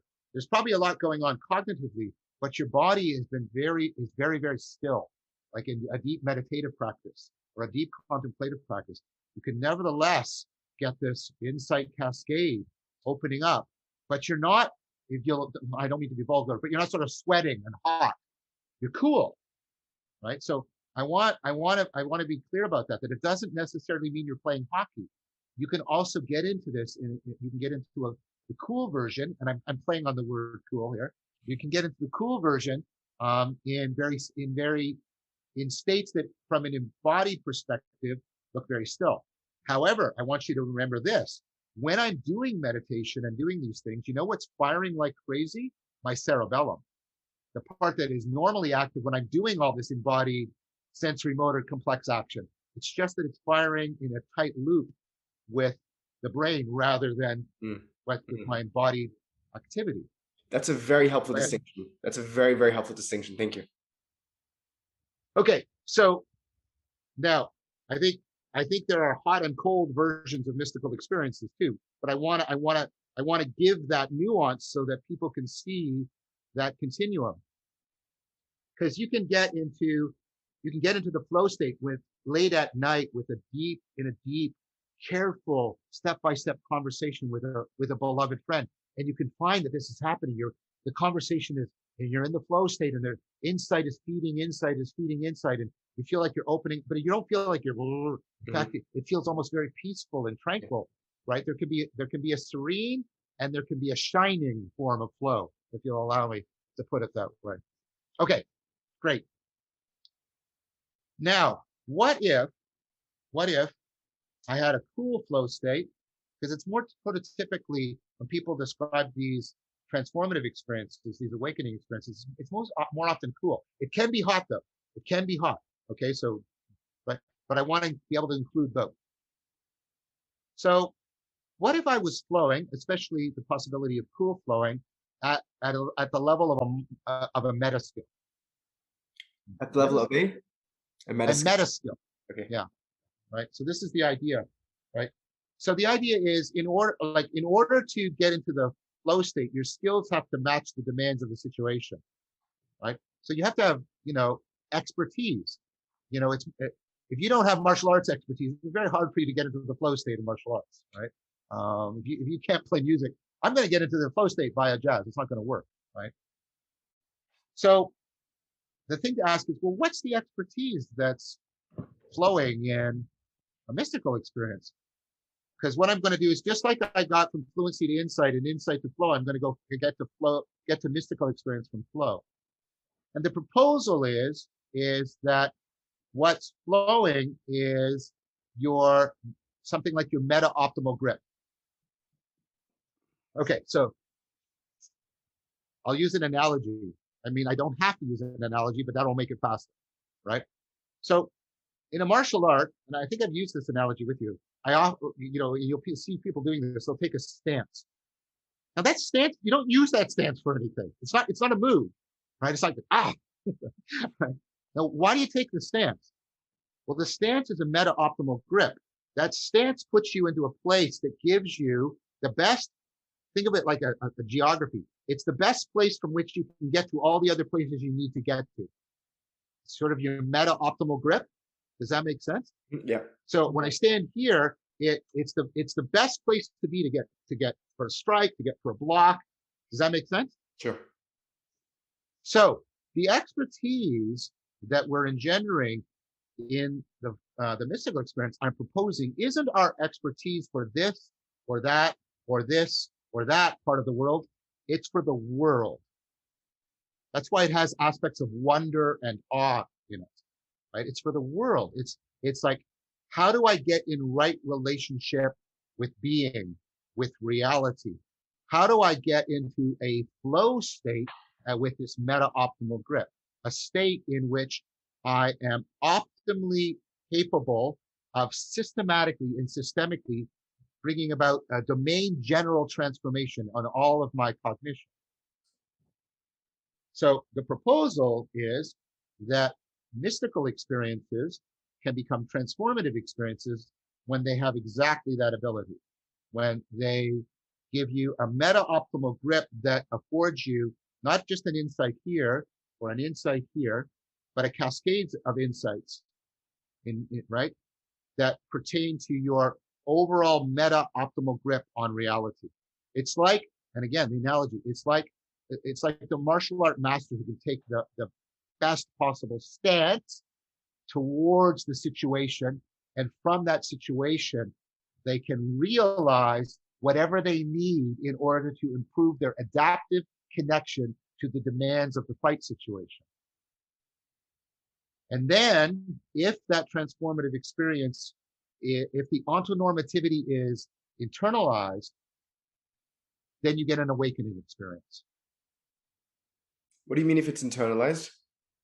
Because people will have mystical experiences and go, well, yeah. For it to be a transformative experience, they have to respond. They have to respond and take responsibility to the ontonormitivity. They have to realize, oh, I could be so much better at this sort of meta optimal gripping.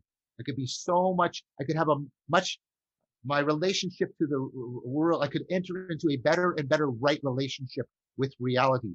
And in that sense, I could deeply realize, more deeply realize.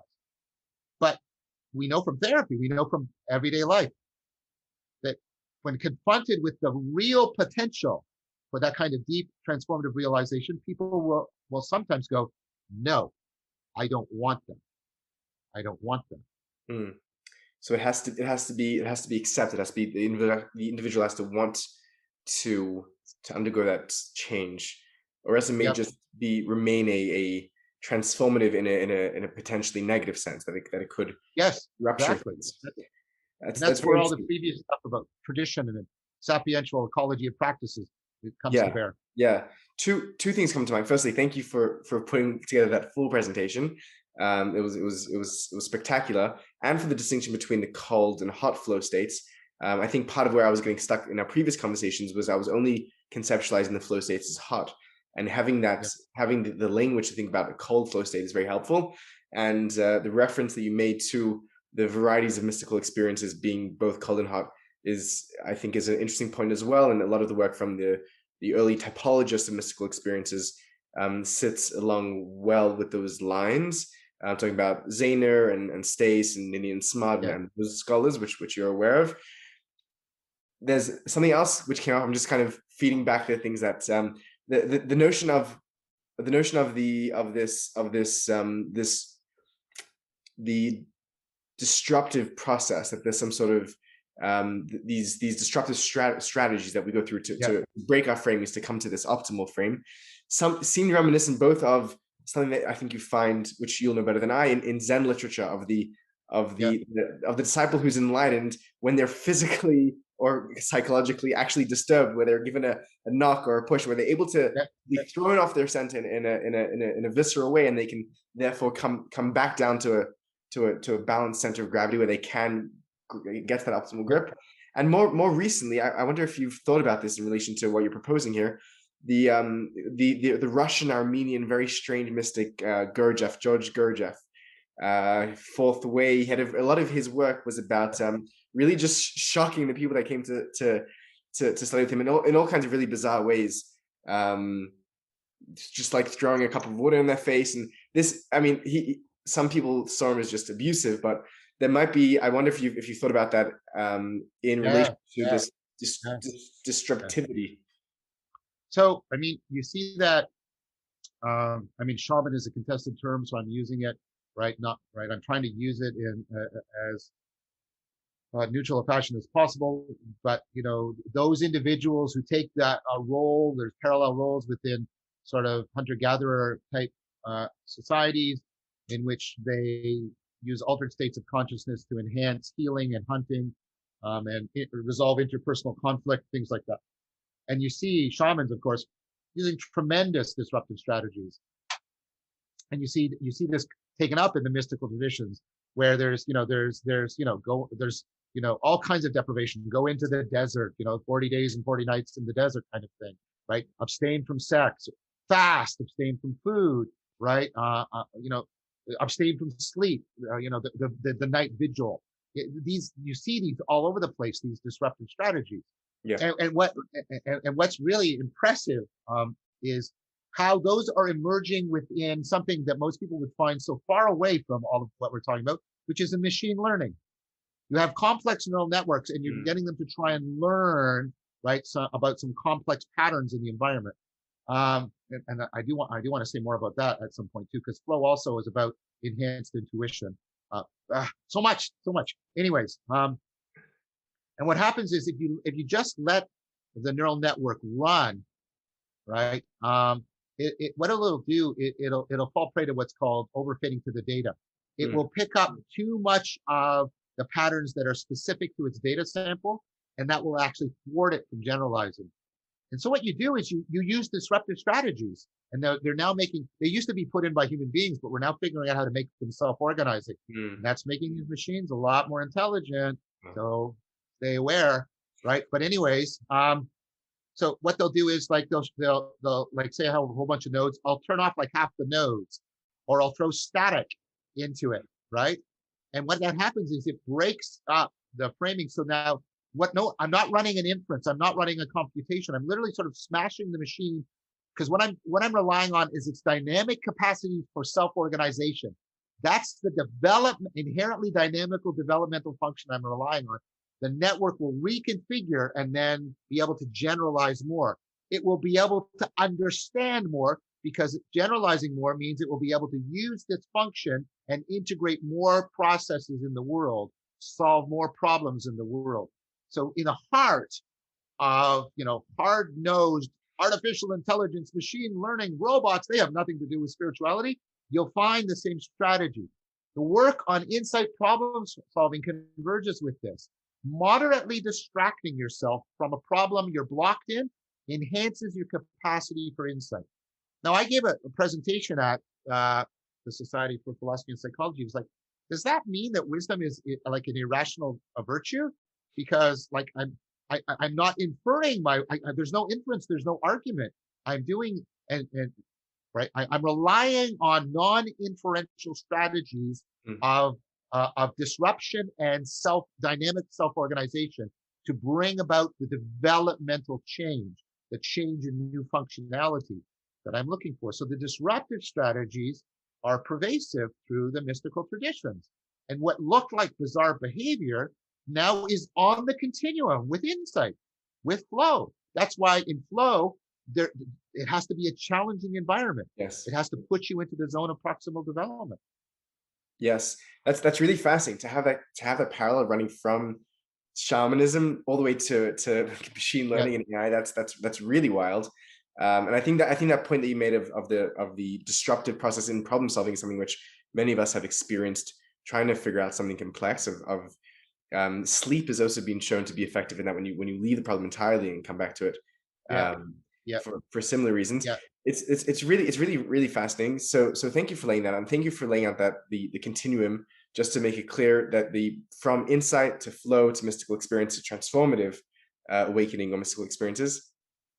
Well, I just want at some point, because you promised to let me do this, I want to then add on to that argument the L.A. Paul, Agnes Callard aspirational transformative experience argument.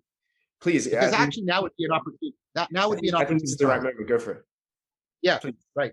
I thought so too. So, okay, so this is now an additional argument, and it goes like this. This is the fundamental work of L.A. Paul, right? Which and I've gotten to talk directly to Laurie. Oh, what a sharp lady. Oh my, just great thinker.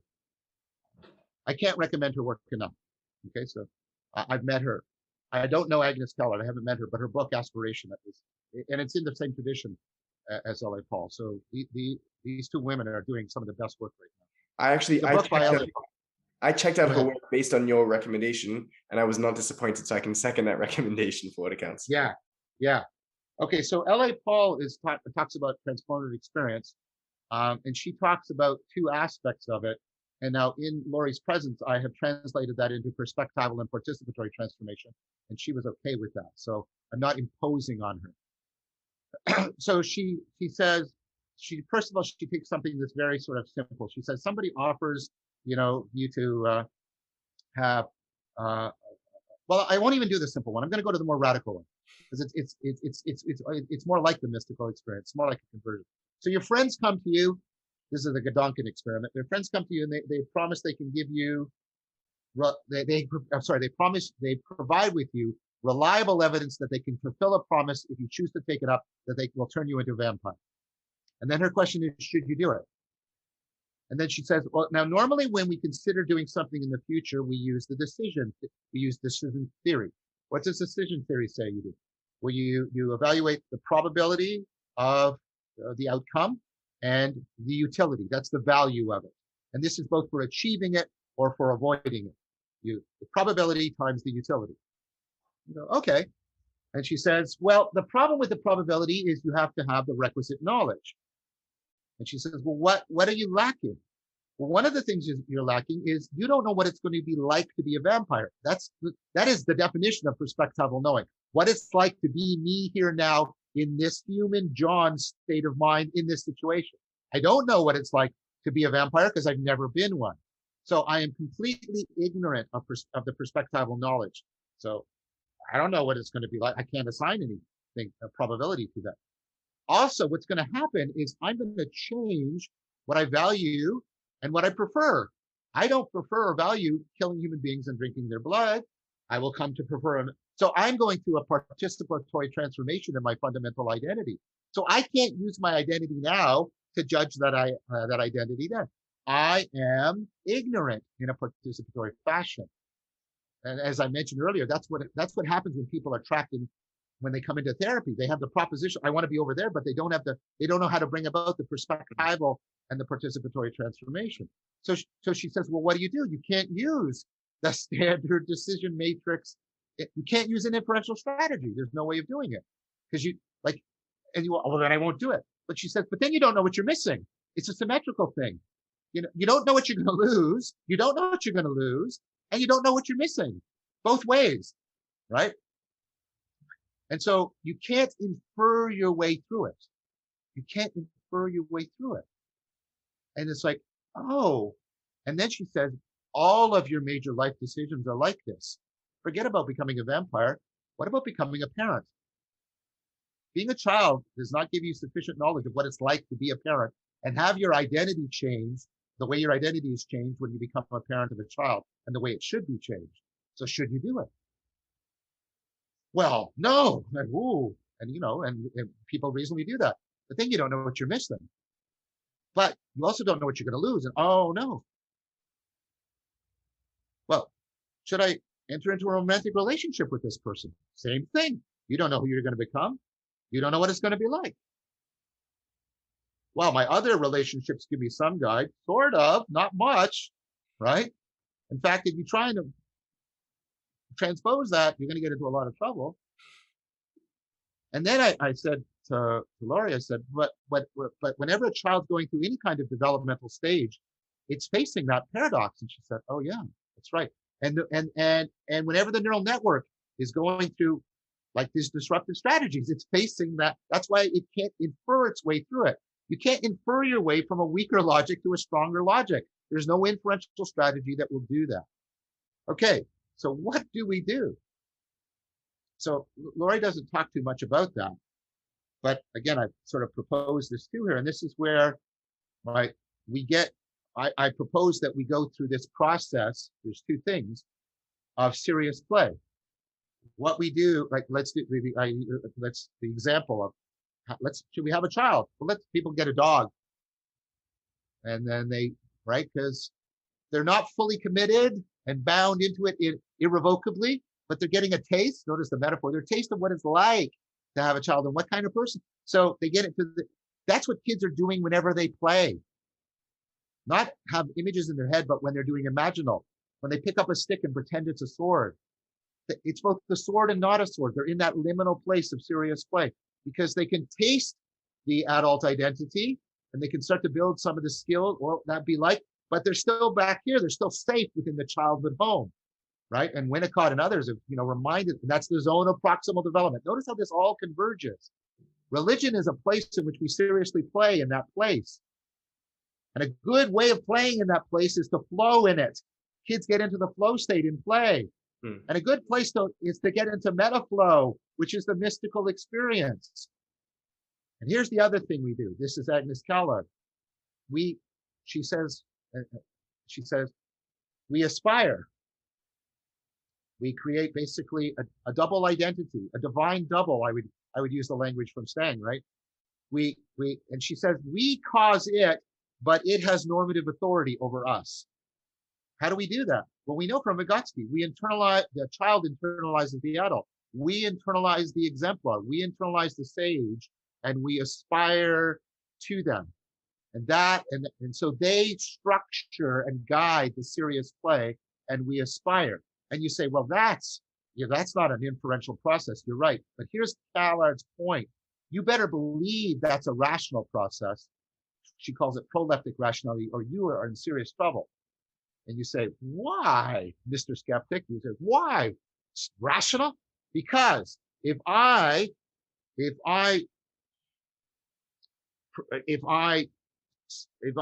say to you, if I suggest, if I encourage you, if I exhort you, that's the word. If I exhort you to becoming more rational, you know what I'm exhorting you to?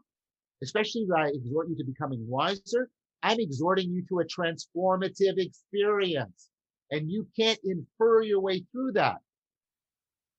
So if you don't allow non-inferential processes to be rational, you are going to make rationality itself and wisdom cultivation an inherently self-undermining project.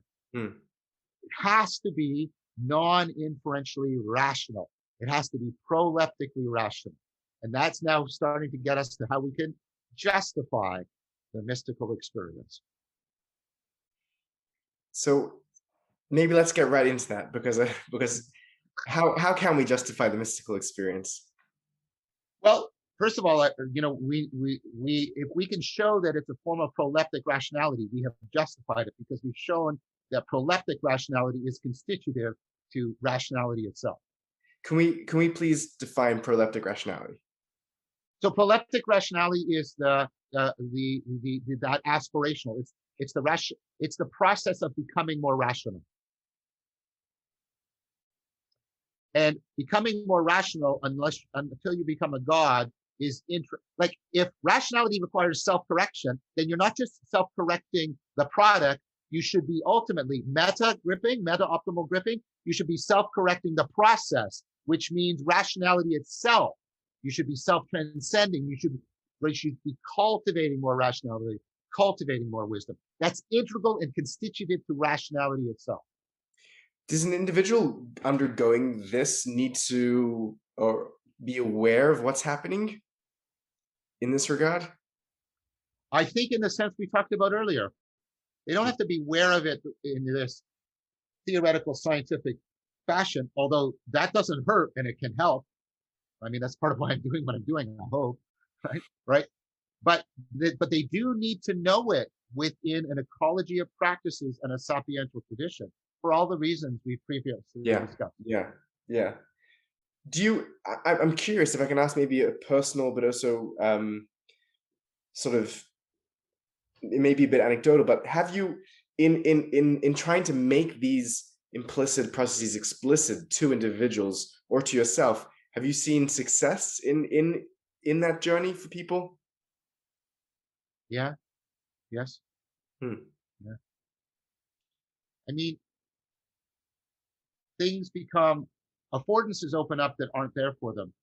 That's not the same thing as saying I take something that's been hard and now it's easy. I'm not claiming that. No, it doesn't sound easy at all. Certainly, yeah. No. It also sounds like. You mean by that, go ahead. No, please. I just said, if you mean by that, do people find an affordance pathway that was not available to them? That's what people tell me, and that's what I see in myself and other people. Yes. Is there? I'm curious, because to fully wrap one's head around the process that you're describing, this meta gripping, it takes quite a bit of understanding. It's not. I don't think it's for any person off the street. Is there a concern that it's limited in scope by its intellectual demands, or are you saying that I'm going to cater to the people who are capable of approaching it this way, and there are many other ways to get it for people that aren't inclined to grapple with the theory that I'm trying to espouse? Well, I think I'm doing a third thing, which is what I see is in all of these. You have people doing this. I don't know. I don't want to be self-promotional, but let's call it the high-level theory. But then that is being interpreted. It's like, transformers, like the electrical grid. That's being interpreted to this level. That gets interpreted to this. And what you see is a community of practice and a tradition in which this is playing an important top-down role that, interacts in opponent processing with bottom-up from, I don't know what to call it, laity, lay people. I don't know what the correct. And to be fair to me, you see that in every mystical tradition. You see that in every mystical tradition. And so the dangers of elitism are only if I were to claim that everybody has to do this.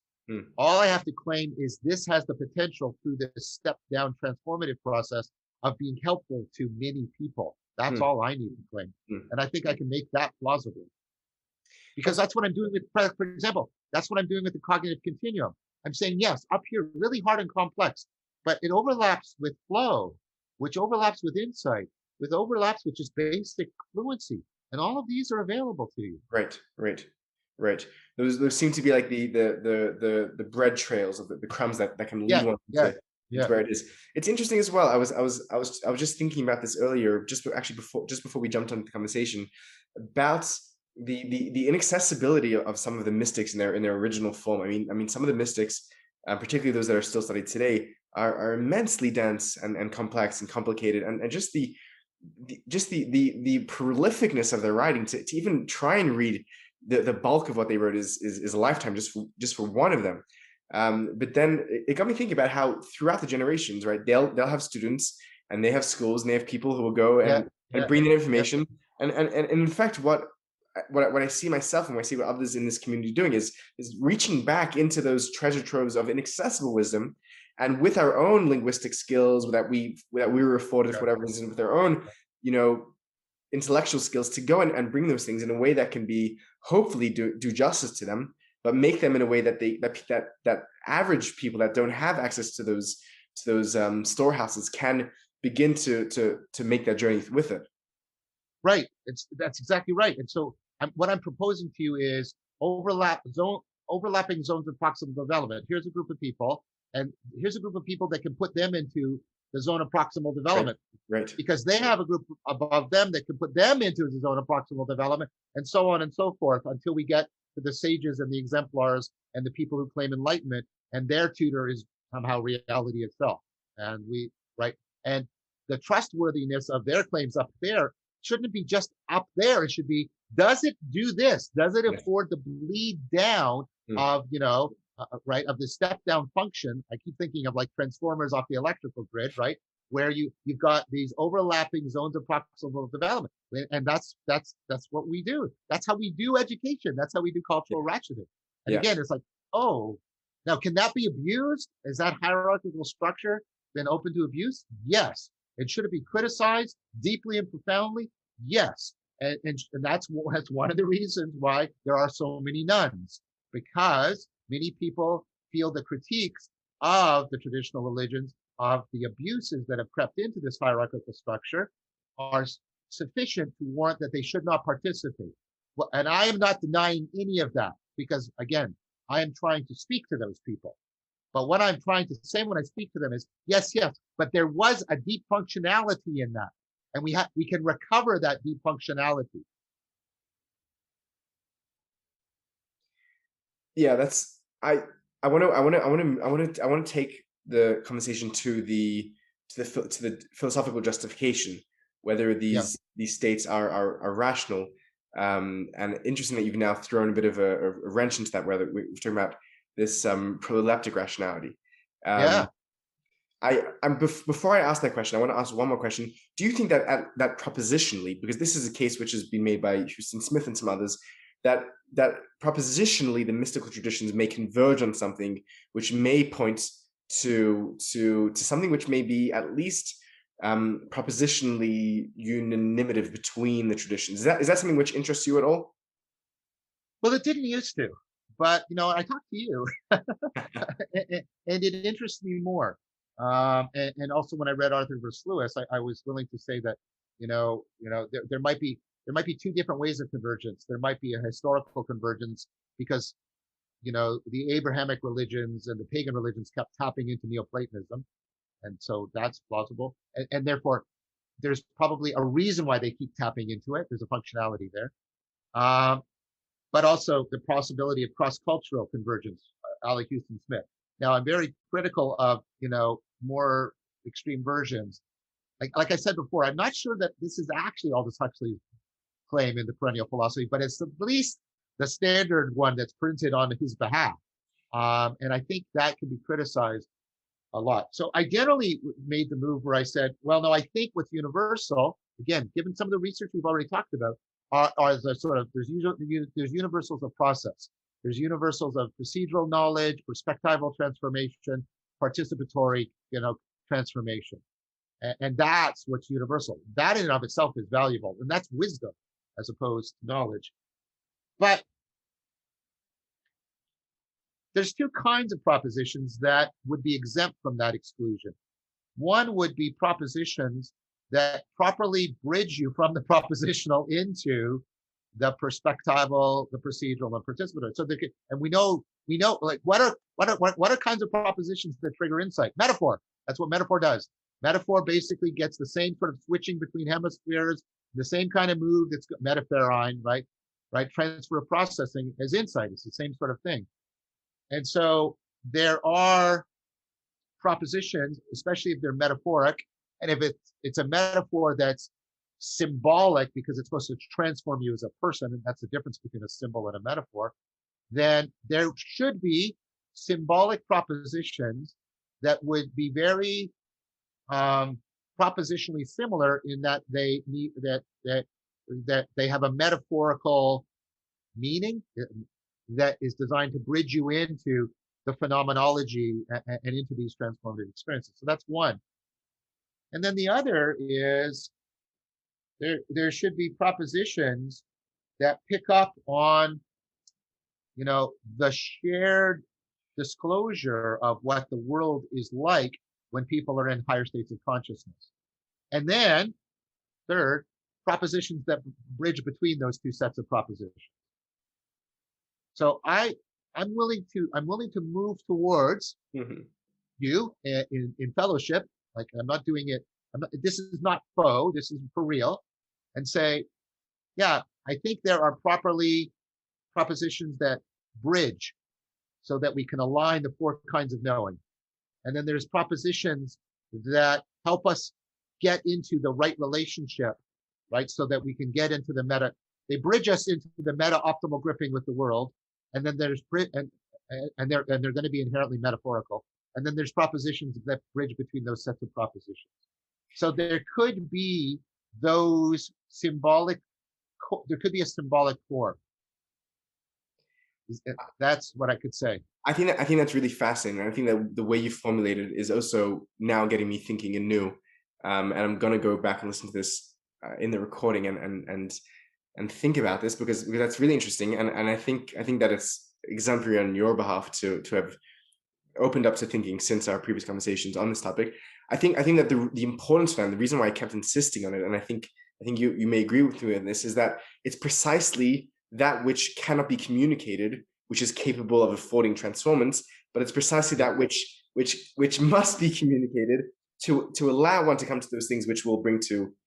So the reason why I think it's important to focus on a propositional side here, but even though the propositional cannot be transformative, almost definitionally, it's also definitely the only thing that can be communicated. And the way that you framed it now, that finding those liminal propositions, like metaphor, like symbol, like things that point to that state, where it may be in that gray space between the affable, the propositional, that can move one to those things which cannot be said. And I do think that's important because I don't think it's enough for mystical traditions to end with saying this is esoteric, this is ineffable, we can't tell you, it's no help anyways. I think the demand, Madame Buber makes the very beautiful case here that the mystic, even though when they encounter the gates of ineffability, they don't just turn away and admit defeat in silence, but they rattle on the gates of ineffability until they make it ruckus so that they can be heard on the other side, that something comes forth so that people can at least come to the noise to then discover what could not have been articulated. I think that's right. And here's how I would also then give a convergent argument for it. And I made an argument similar to you before when we were talking about and I made the analogy with relevance realization to evolution. Evolution is a universal process. That doesn't mean that every organism is the same. But that does mean, and I was thinking about it, that does mean I should be able to say similar things about their organisms, not about their adaptivity, but I should be able to say similar things about how their organisms and how evolution is working in them, right? And why I get convergence evolution, right? And things like that. And so I think if there is any scientific purchase on these, and that's the only way you're going to make this justifiable to the person, the role you've taken up, the scientific skeptic. Although I'm, maybe not. I might have left him behind at some point. Yeah, but let's say that role is at least here in ghostly form, sure, right? Is like science works by getting a purchase on universal processes. That's how it works. It doesn't involve the idiosyncratic description of idiosyncratic biographies or sequences of events. It looks for nomological generalizations. It looks for universal processes. Yes. Right. And insofar as there can be any scientific account of mysticism, there has to be universal processes, of which theoretical propositions are available. Now, one more, so I'm also thinking that there has to be enough of the propositions in the mystical literature. If you'll allow me that. I hope I'm not legitimate insulting anybody, right? That do those three functions that I just talked about, so that that they can bridge to the propositions of scientific theory.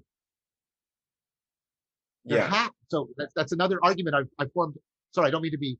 This is not meant to be condescending. I formed on your behalf, which is, look, John, there has to be these symbolic propositions, and they have to do sufficient enough work of getting me into the universals of the phenomenology and the functionality and the adaptivity, or I can't do a scientific theory of it. Yeah. And the reverse, if it is scientifically intelligible, there has to be propositional bridges into the phenomena. Yeah. I think what you're saying is very true and very basic, and it's the point which I think people within the field or people approaching the field have been kind of abused so much by the rampant perennialism that everything was the same, and it was all sort of the unity that we were talking about before. That's just the mush of everything. There's no complexity or intelligibility at all. And I think Stephen Katz and others helped to dismantle that notion.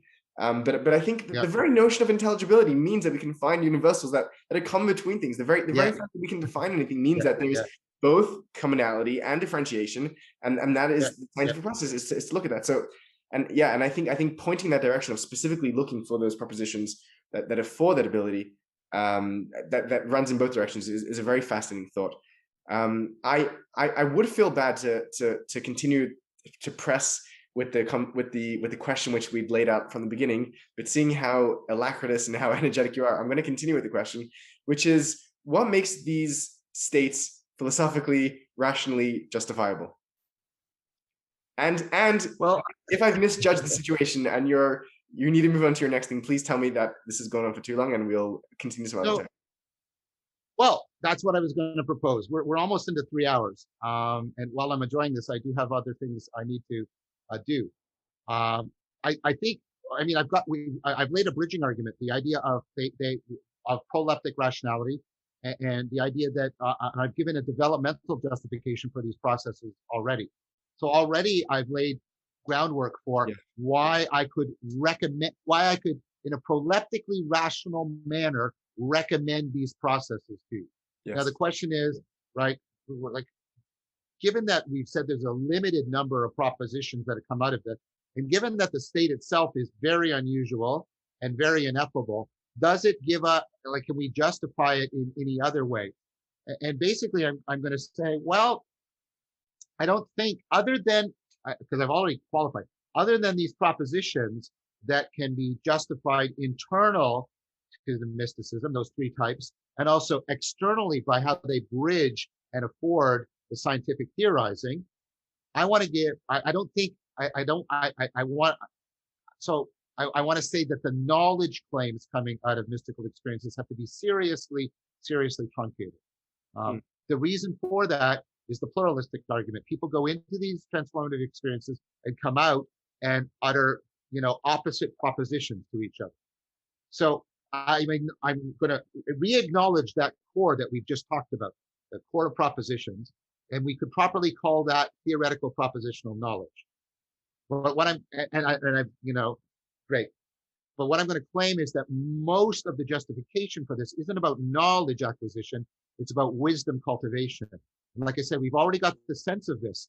We've already got the sense of how these states are developmentally powerful, how they afford aspiration, how they take us through transformative experience, how they can empower us to get a meta-optimal grip on reality that is, essential for going through something like what a child does when they go through a stage of development. And that's the argument I want to make in detail. I don't want to make that argument in like 15, 20 minutes. I want to open that part of the argument up for another extensive dialogue with you. Okay, cool. So I hope my question didn't come off incorrectly. I was not asking you about making a case for the propositional knowledge. I was alluding to the case that you make of the states themselves, the transformative states, as states of plausibility, trustworthiness, elegance, fluency, and the All power that that stuff. they have, Yeah, yeah. and the inference. But let's we'll hold that because it already is almost Yeah. 2 hours, as you said. I didn't think you were. I didn't think you were imposing on me that way, Zevi, with your question. I wasn't responding to that. I was just Okay. responding to a possible misinterpretation Good. that might Okay. come out of it. Cool. Because I didn't want to sound like I was then going to throw away the acknowledgement that there is this propositional core that has value and function. But so I wanted to acknowledge that, but I wanted to say I want to step aside from that, as you just acknowledged, and say these states themselves can be justified. And we've already laid a lot of foundation for that argument. I just want to go through that argument more step by step, with great care when you come to my channel. Awesome. I am looking forward to that, John. I'm very much looking forward to continuing this. This has been, once again, enlightening, illuminating, challenging, and enjoyable. So thank you so much for coming on. I loved it, and I'm looking forward to the 4th one. So let me know when this is up and ready to go, and I'll put in links and I'll promote it, and we'll let everybody know so that people on both channels can keep following this. I love this way in which we're integrating progressive argument with dialogos. I love it. Thank you for that. That's really, really awesome. Yeah, I hope I wasn't. I was yeah. I hope you felt that I was present for the conversation, because yeah. Okay, good. You were. So don't get into sort of reflective destabilization of yourself. It was. I got to places I couldn't get to on my own. Here now in this, I've said things I hadn't properly said that way before, and so thank you for that. That will save me. That will save me from some self doubt later. And thank you on my behalf as well. Thank you, Zevi. Thank you so much. I look forward to seeing this, and we'll get an email conversation going about setting up when we'll do the 4th in our series. Awesome. Looking forward. Take care. Take good care. Stay safe. Thank you.